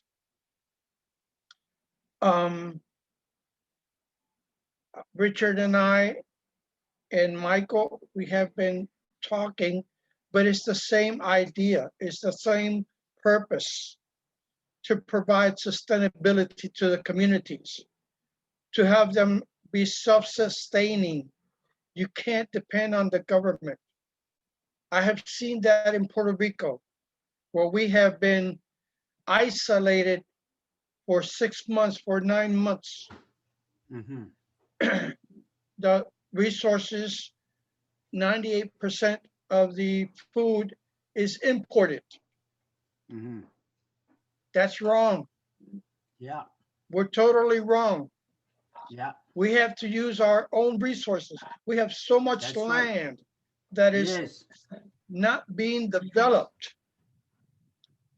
And the government is in holding all that resources because the communities do not understand that they can use those resources. Buy it, buy the land, lease the land, make it productivity. Produce. We were producers of many agricultural items, small produce, sugar cane, you name it, we had it. And now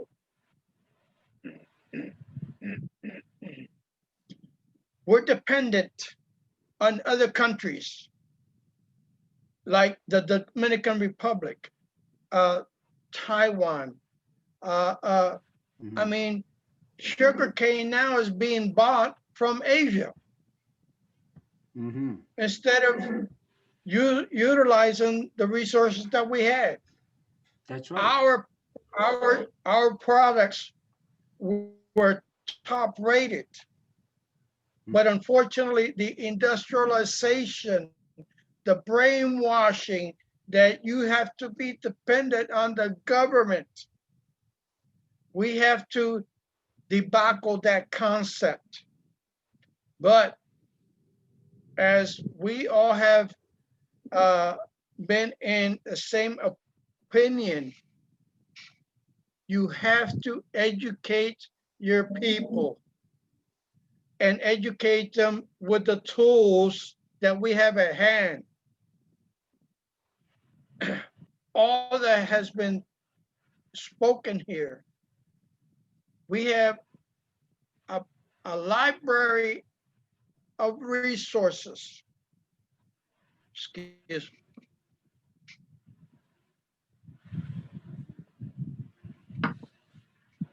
And that is what we are all trying to do in each one of our countries. Create awareness that we have the skills. It's natural. It's a survival instinct. That's right. It's a survival instinct. Like it has said, we came from the caves, if you still believe in that or the other concept. But let's say we believe in the cave concept. It's innate in our nature to survive. We have the resources. Let's take hold of the resources and the technology that we have at hand to start changing the community's mindset. It's all in education, like Mufaddal has been dictating with the schools, smart farm school projects and concept. It's there. But unfortunately, some of us don't have a team built, like in my case. I'm looking for engineers, entrepreneurs that are open-minded. They have to be open-minded to accept these concepts. We have been brainwashed for so long, but we can make the change. We can make the difference. And I am totally looking forward to establishing PoCs. Salim's approach and Aubrey's approach, let's make it happen. That's a simple one. It can be done in a week's time, according to the information that I have. What, $5,000, $6,000? I mean, you spend that in a vacation. Mm-hmm. So, you know, let's make this vacation happen. Yeah. Thank you so much, Louis. I really appreciate you. Before we move on to Lloyd. I have a comment, to make Yes. based on, all the problems which we face from basically the governments. Okay, I know that, okay, every government, and especially now in the COVID-19 era, is interested in making money. Okay, so if we can give the proposal to the government that whatever money you are making with the resources available with you, if we can increase it by 10%, would you like to work with us? So if we are putting money in the government's pocket, I think they would love to, provide you everything we need to move forward with our projects. If you don't work with us, Definitely. we kick you out. Or kick your butt. Kick your butt. Definitely. So that is the idea.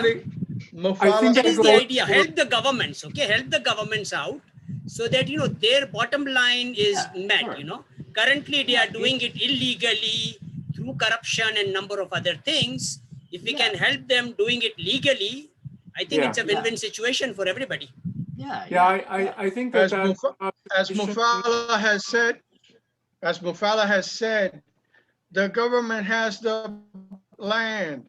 Let's buy it off them. Make it useful. Yeah. Actually, force them to cooperate with us. No, actually, I have a better suggestion. Don't buy the land from the government. Make it a partnership between, government and yourself. Make them 20% partner to make sure that they provide the protection. You know, if you Yeah, buy the land we'll from work them, on the details, right? yeah. We work So on we the need detail to, because we need to make each sure local that, you know, government is yeah, different. exactly. If I may say, yeah, Yeah. I think, you know, I think that everyone is in this position. Universities are looking for sustaining funding. Right. So if they make the kind of investment, think about it, the students become healthy, the costs to operate the university go down, students can have even like internship employment in operating, you know, the food production for the students themselves, right? And the same goes for municipalities, you know, they're suffering, they don't have revenue, they do have land, they often have land and land that's not paying taxes. They have people who speculatively own land, and they can say to those speculators, you must use your land to operate these kind of food production, because then the community has earnings and tax, you know, can share in the tax base of those proper earnings. So everyone benefits, right? That's what Aubrey's saying. It's truly win-win-win. You know, sometimes when people say win-win-win, they're only talking about a small group, but we're really talking about everyone winning, really. Great. Yes, thank you, Richard. Michael Rendler, you have some commentary? If you can unmute yourself, please, Michael. Yeah. Thank you so much, Andrew. You know, just to kind of summarize, I requested at the beginning of trying to keep up with you guys on this WhatsApp, but you are all amazing because I cannot post at that speed. But one of the pieces that was posted by Mariam was this MOU. And my question to her was, where is the government in this relationship? And this conversation of MOU, Memorandum of Understanding, even the Memorandum of Understanding of the C4 is very important because each person is bringing their subject matter expertise into a consortium structure. And so I think the understanding of what we're bringing and how we're pursuing these individual projects, I like the PoC, and then the deployment and the scalability. These ideas of how sites and universities actually are the hubs of innovation. And in my research, when it comes to sustainability, and UCLA, one of the biggest institutions probably in the world, they become hermetic in the cross-disciplinary approach that's necessary to do these kinds of projects. And I think this is really legitimate because it's not just an engineering problem. It's a theology problem, it's an environmental problem, it's an accounting problem, and it's a legal problem. And so having expertise and building legitimate consortium towards this is what we're trying to do here in Los Angeles. This is a project that we're working on, this Slate Z idea of how do you actually take a large area and do this transformation model. So this team is influencing this type of conversation. So I appreciate Andrew bringing that up and who the partners are and the scale of the complexity of what we're working on here and trying to bring a legitimate community empowerment narrative into a very, very complex problem. So what I'm recommending for all of us, I've put together a template for a memorandum of understanding, primarily between the EdFu Foundation, which is a 501c3 and a 501c4, and my own organization, which is the PAR XTC Trading Company. It's a commercial enterprise, but we have it set up as a trilateral agreement.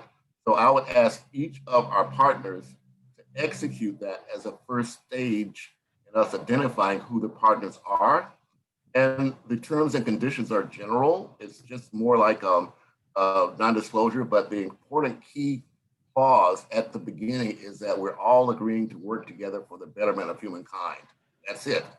So everything else has to be identified specifically with the areas of expertise that people are bringing to the table. Okay.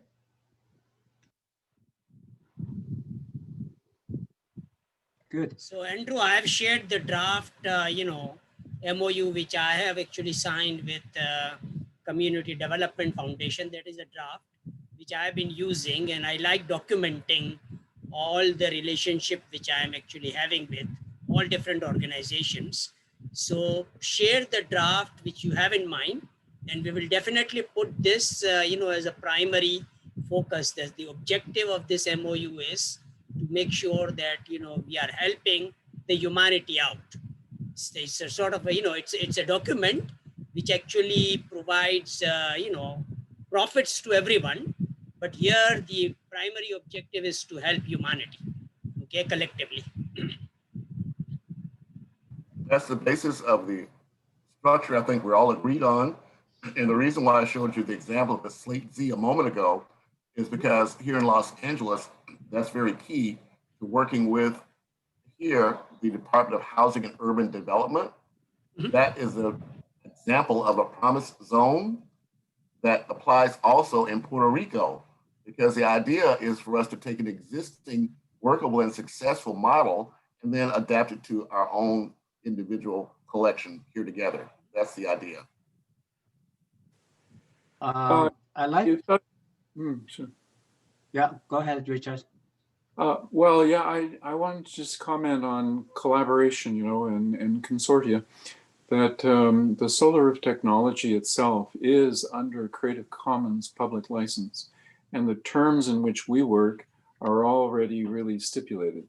If we go further into, an engagement in commercialization, it can become that we establish conflict of interest, because there would be many consortia drawing on the solar roof know-how technology and developing it and sharing it. Sometimes these MOUs include concepts of partners working together, and even non-circumvention, which means they kind of are held together with their business purpose. So solar roof can participate in that exact kind of relationship. I'm not saying I'm discouraging it. I'm just saying that the accessibility of solar roof is more universal. And so we would not, for representing solar roof, interests kind of enter into the MOU, but we would like to be providing, of course, our, networking. Only requirement is everyone who is exploring the solar roof will do what's obligated is keep it open, share results. And not only at the end, right? When, sometimes these programs can go for a long time, even years, and people are not publishing, but they're still learning. So what we'd like is to have open data all the time, lots of synergy happening between the groups, right? Which is a good thing. So as relates to how do we implement, the applications of solar roof, right? So there's a difference also between the solar roof as a technology, the inventions that are in the Creative Commons, as compared to the applications that people develop, right? And those applications can belong to the teams and consortia who develop them, right? This is okay as well, because they have rights in the applications that they have created. They've invested their time and their money. So, that is also acceptable. Within that solar roof open source, there is the other idea for those who do commercialize that they pay 1% forward to humanitarian projects as they commercialize and have profits associated, or actually revenues. We'd rather emphasize the revenues and pay it forward. So just as a little bit of thank you. Joan Kerr has also just joined us. But in the chat, I put a link to the actual proposed MOU itself, so you can review it. As I say, the idea is just to first agree to work towards humankind, and then each of us, like yourself, Richard, can lay out what parameters that might involve with. But I'm just suggesting that the first thing we do is at least identify who's willing to work together for the benefit of humankind. Yeah. So Lloyd Helferty, you've been very patient. If you unmute yourself, and then Joan Kerr, thanks for joining us. We have recorded it, and I'll share this with you. But Lloyd Helferty, is it convenient for you now to join us verbally? Yeah, okay. I don't have anything, I guess, too specific to announce or anything at this point, except that what we're trying to do is, of course, work with Mufaddal as much as possible on the sites that have been identified. Of course, our first meeting ever several weeks ago, actually, this is, I guess, meeting 5, but the first meeting was with regard to the Saskatchewan site, Laverna. And then we moved on to identify another site in Moonbeam in Northern Ontario. An additional, one of our partners through Drawdown Markham, Maria, had identified a possible farm just east of Toronto as a possible site, which is really good for us because it's only about an hour or so outside of the city, in a community that seems to be also, again, going through some hardships in terms of infrastructure and paying for some of that infrastructure development. And then now I've actually, the most recent is that I've been having a conversation with a gentleman in Quebec as well, not too far from Richard actually, who has identified, I guess, an old mine site that could use some rehabilitation, and they'd like to actually work with the First Nations communities in those communities in that area to actually, similar, I guess, in a way to what Mufaddal has been talking about, setting up his farm schools on old landfills, but in this case it would be an old mine site that could actually be productive in terms of additional extraction of some valuable materials, but then looking at not just rehabilitation of the mine site or extending the life of the mine for the benefit of the local Indigenous communities, but also to, of course, set up some demonstration, let's say solar roof buildings or Wheel of Life farm school program. So this is sort of the latest discussions that I'm having now. So we're talking about potentially 4 demonstrations in Canada, but I mean, they're going to move forward separately.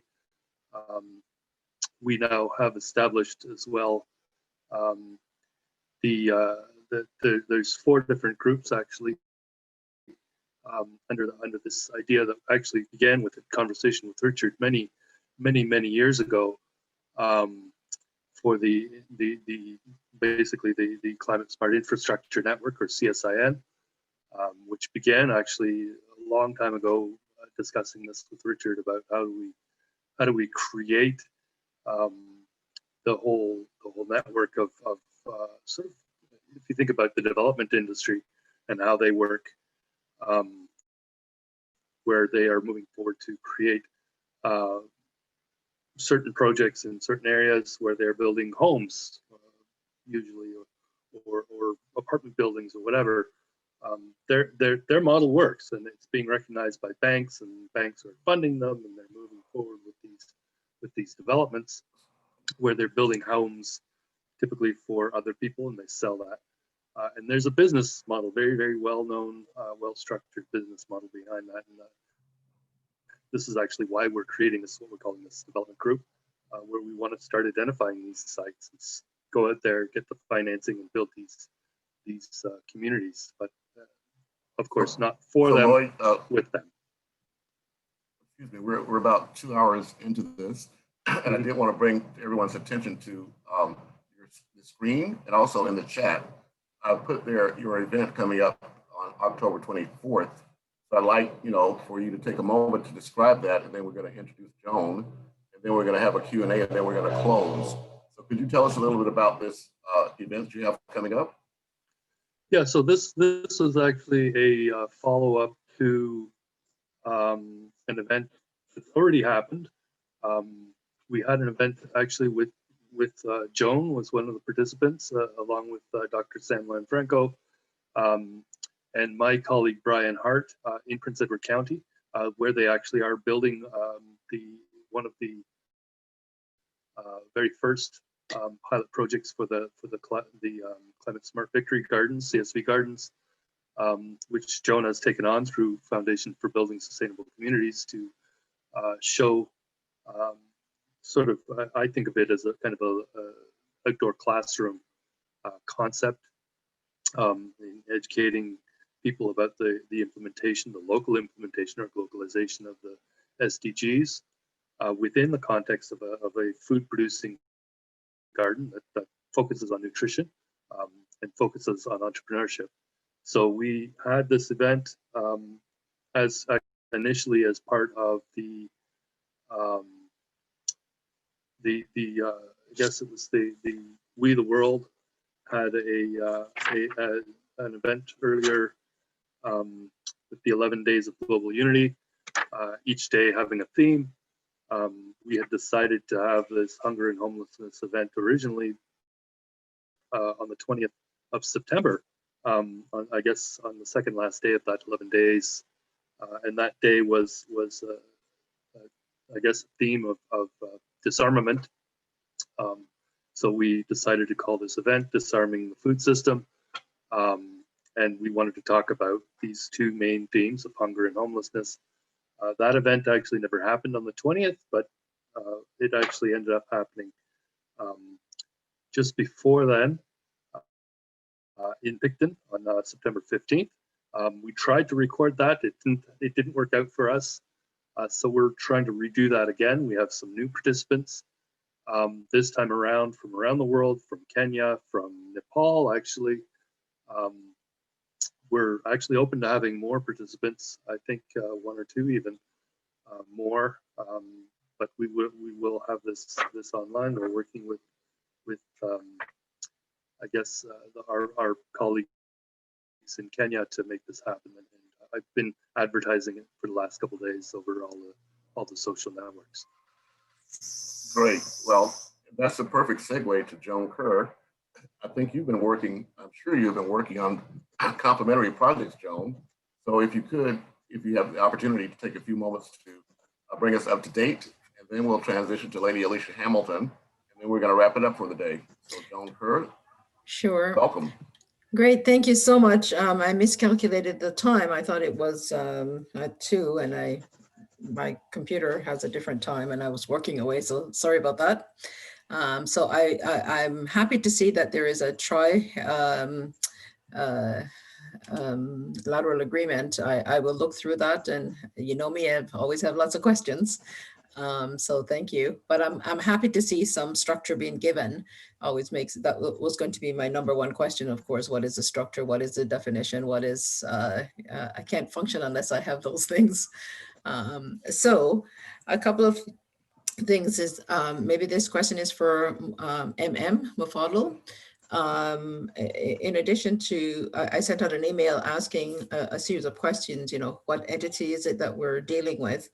But more important for us in terms of me writing a project plan or a proposal to you is how are service providers managed? What is the structure with which a service provider such as our program, how is that managed within your organization or whomever is overseeing it? So that's #1. And just want to clarify a couple of things in terms of the Victory Garden. It's civic engagement, so it's a campaign-based organization.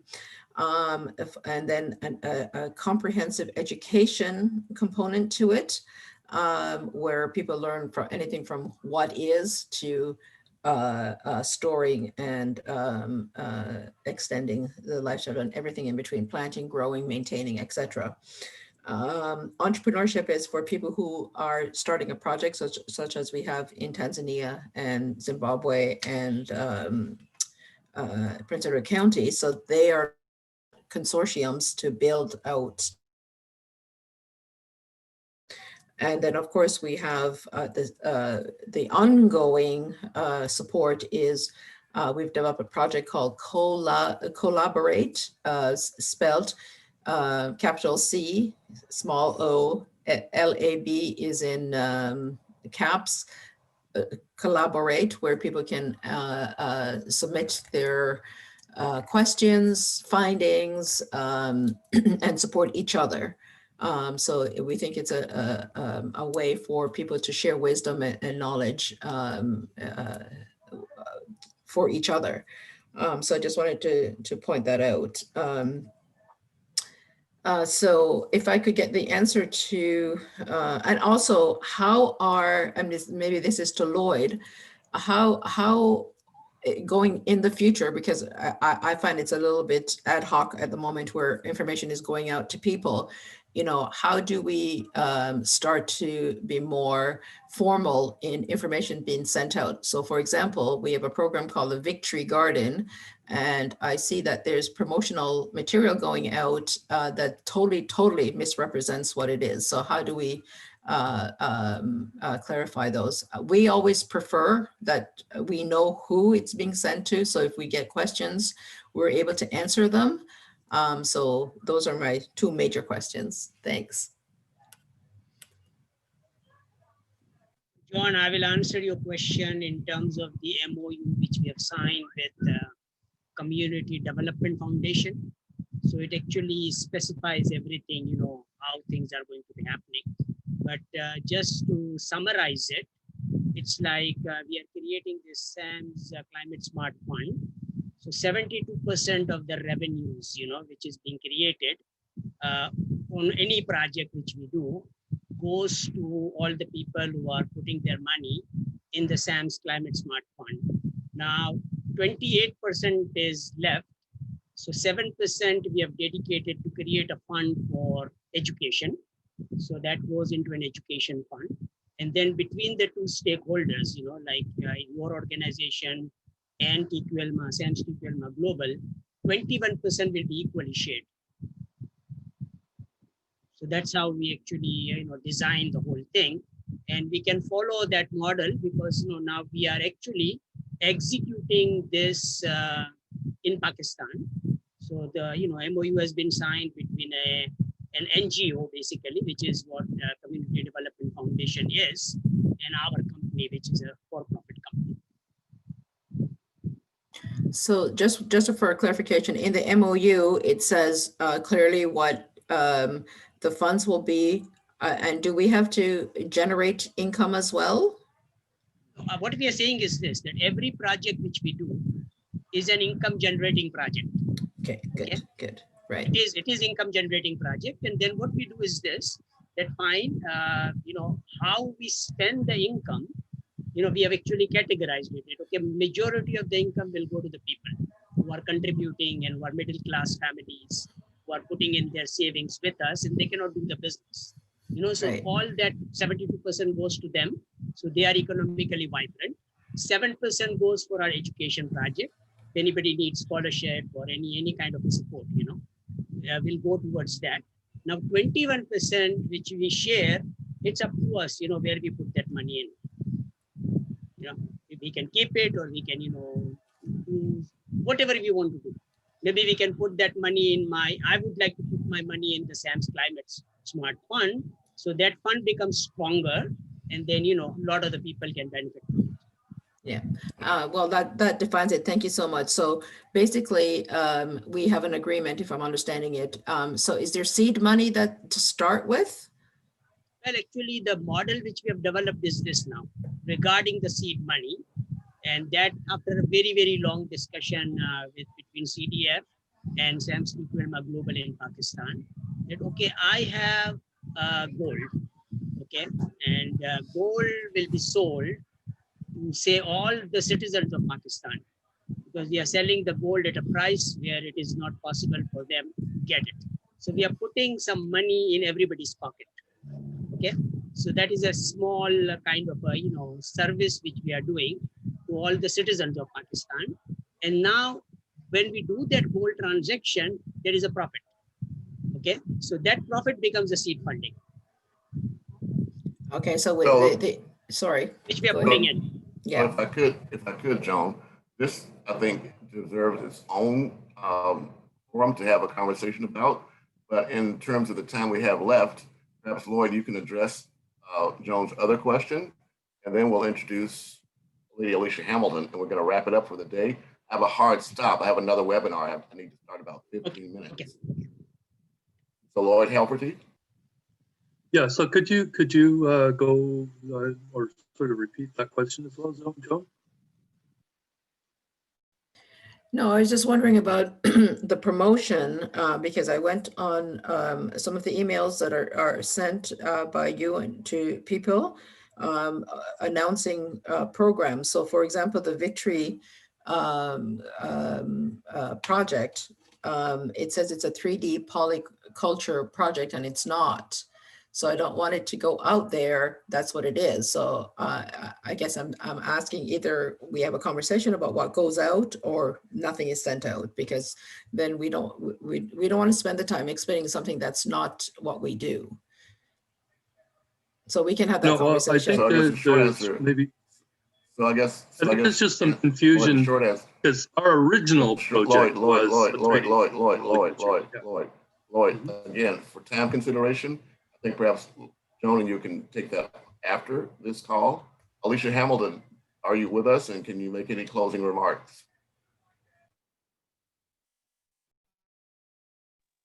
Yes, sorry, I was on mute.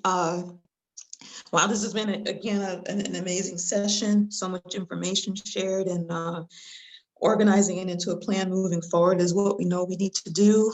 But also, I apologize for not being able to catch up with you this week, but maybe in the next couple of days we can touch base again. It was really busy for me. But overall, I think we're on a great path, and my interest is, of course, getting into a executable type of program, whether it be for something consolidated that we can do in half-hour or hourly increments. Also, the educational piece is of particular interest because there's so much good information here that I think could benefit a broader audience. But before we get there, and where my involvement would be more participatory, is to get this level or this stage of it organized in terms of your MOUs and your agreements and the partnerships and how this is all going to move forward. So overall, again, I thank everyone because it's always so informative and inspiring.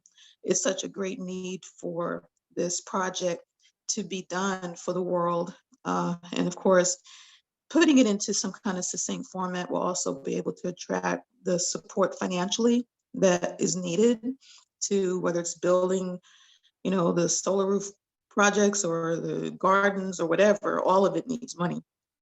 And that has to be done in a format that can be presented. We all know that. And so it just seems like we're on the right path, doing the right thing. And, you know, look forward to getting it to where I can be more participatory when it comes to, you know, presentation, which is more my lane than at this level, because I'm learning from you guys, honestly. Yeah, we'll just look forward to the future meetings on next Sunday, of course, and in between the follow-up things that have to be done. We have a lot of, we said today, additional side meetings that have to be done to get things organized or, you know, understood, better understood and clarified, so we can make sure we don't have to look back and fix stuff that makes sense. But yeah, thank you for your expertise and thank you for all that you do. Thank you, Andrew, always for putting all of these great minds together. It is a blessing and a privilege to serve in a project such as this that's going to better the world. So that's my closing remark, and I thank you. All right, thank you very much. In the meantime, Aubrey Zhang has asked a question to anyone that's not using a paid Zoom account. I think he's offering to assist you with Jitsi access. So I certainly do want to encourage each of you to move forward with that. Also in the chat, I put in information about Habitat 3 and their what they call the new urban agenda. As you may know, one of the co-founders of our group, Janice De Silva, worked for UN Habitat for over 20 years. And she is the one championing the fact that we can use perhaps models, tools, and resources that are free to us and that would be applicable to not just underdeveloped nations, but all nations including the United States. And it is, in fact, the Housing and Urban Development Department that's responsible for our promise zones and opportunity zones. That is the USA interface with that. So Colonel Diaz, that's where Puerto Rico comes into the picture. These resources are also available to you. So with that, so far, this is our 5th meeting together. It has turned out to be amazing, but none of it is packageable as is. So in the future, what we're looking to do is for each of you to establish a perhaps 15, 30, or 1 hour show separately with each of you, but we will get you more information about that as we go forward. So we have about 10 minutes left, so I'll open up the floor for any questions, answers, or continuing statements. Yeah, my free offer. So I think all have paid Zoom account, right? Colonel? Actually, you have a paid account. Okay. Actually, I don't even have one myself. This is a company account. Really? So I don't have a personal paid account. No, I don't. Okay, then the address is to Andrew. It's a free. I have a free account also. Okay. Well, then your address is to Louis or to Colonel, whatever you pick. Michael, you have paid account? A paid Zoom account? Yeah, a free account. I pay for an account, correct? Okay, yeah, pay. So I just like to quickly explain this. This account we give you basically allow you to do what Andrew is doing. So that's the short version. You are the host, and you can do whatever. Excellent. We don't control. Okay. Well, then, Aubrey, I recommend that you reply to all of the email that invited us all, and that way anyone that's not here can have an opportunity to also take advantage of that. That would really be great. I really appreciate that. Thank you. Okay, thank you. Hi, it's Joan. I have an account, so thank you for the offer. So what is the next step in terms of formalizing our projects? Well, Joan, but just before you came back or came into the chat. Yeah, my apologies. No worries. Again, I put into the chat a template for a trilateral agreement. And the idea is that the first requirement is for us all agree that we're working together for the betterment of humankind. It's kind of like a broad area that we're all agreeing to work together for that. And each individual participant would then define specifically what they're bringing to the table and what they expect to take out. So the first step is agreeing to agree. Is where we're at right now.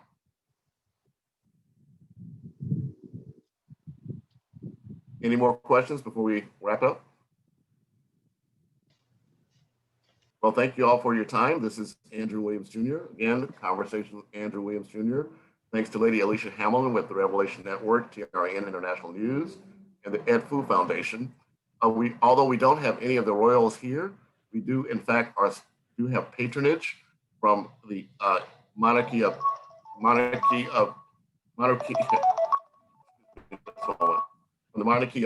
Easy Igbo, and also the monarchy of Yaya, both in Ghana, and also the Akan Kingdom that's based down in the Ivory Coast.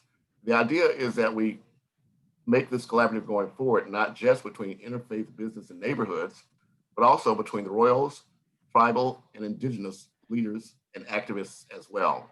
So with that, we're the Ad Hoc International Advisory Board of Goodwill Ambassadors and Activists. You can please join us on our Facebook or WhatsApp channels. So thank you very much. This is Andrew Williams Jr. You can reach me at andrewwilliamsjr777@gmail.com for any further communications. Thank you so much. Have a fantastic day. Hey, Andrew. Thank you, Are you Andrew. still there? Can you download the chat for me? Because I was on my phone and I'm not seeing how I can download the chat. So can you do that on your end? Oh, they ended. Yes, in fact, this time I uploaded it to the cloud. So that does include the entire chat. So Okay, thank you. Thank you. Good, everybody. Yeah, I'm sorry. Internet connectivity challenges. The short answer is yes, Alicia. I'll get that, and I actually need you to download it and send it to me by WeTransfer because my internet hotspot is not strong enough to be able to download it right now. Okay, with that, we're going to round it up for today. Thank you so much, everyone. Have a fantastic day. Thank you.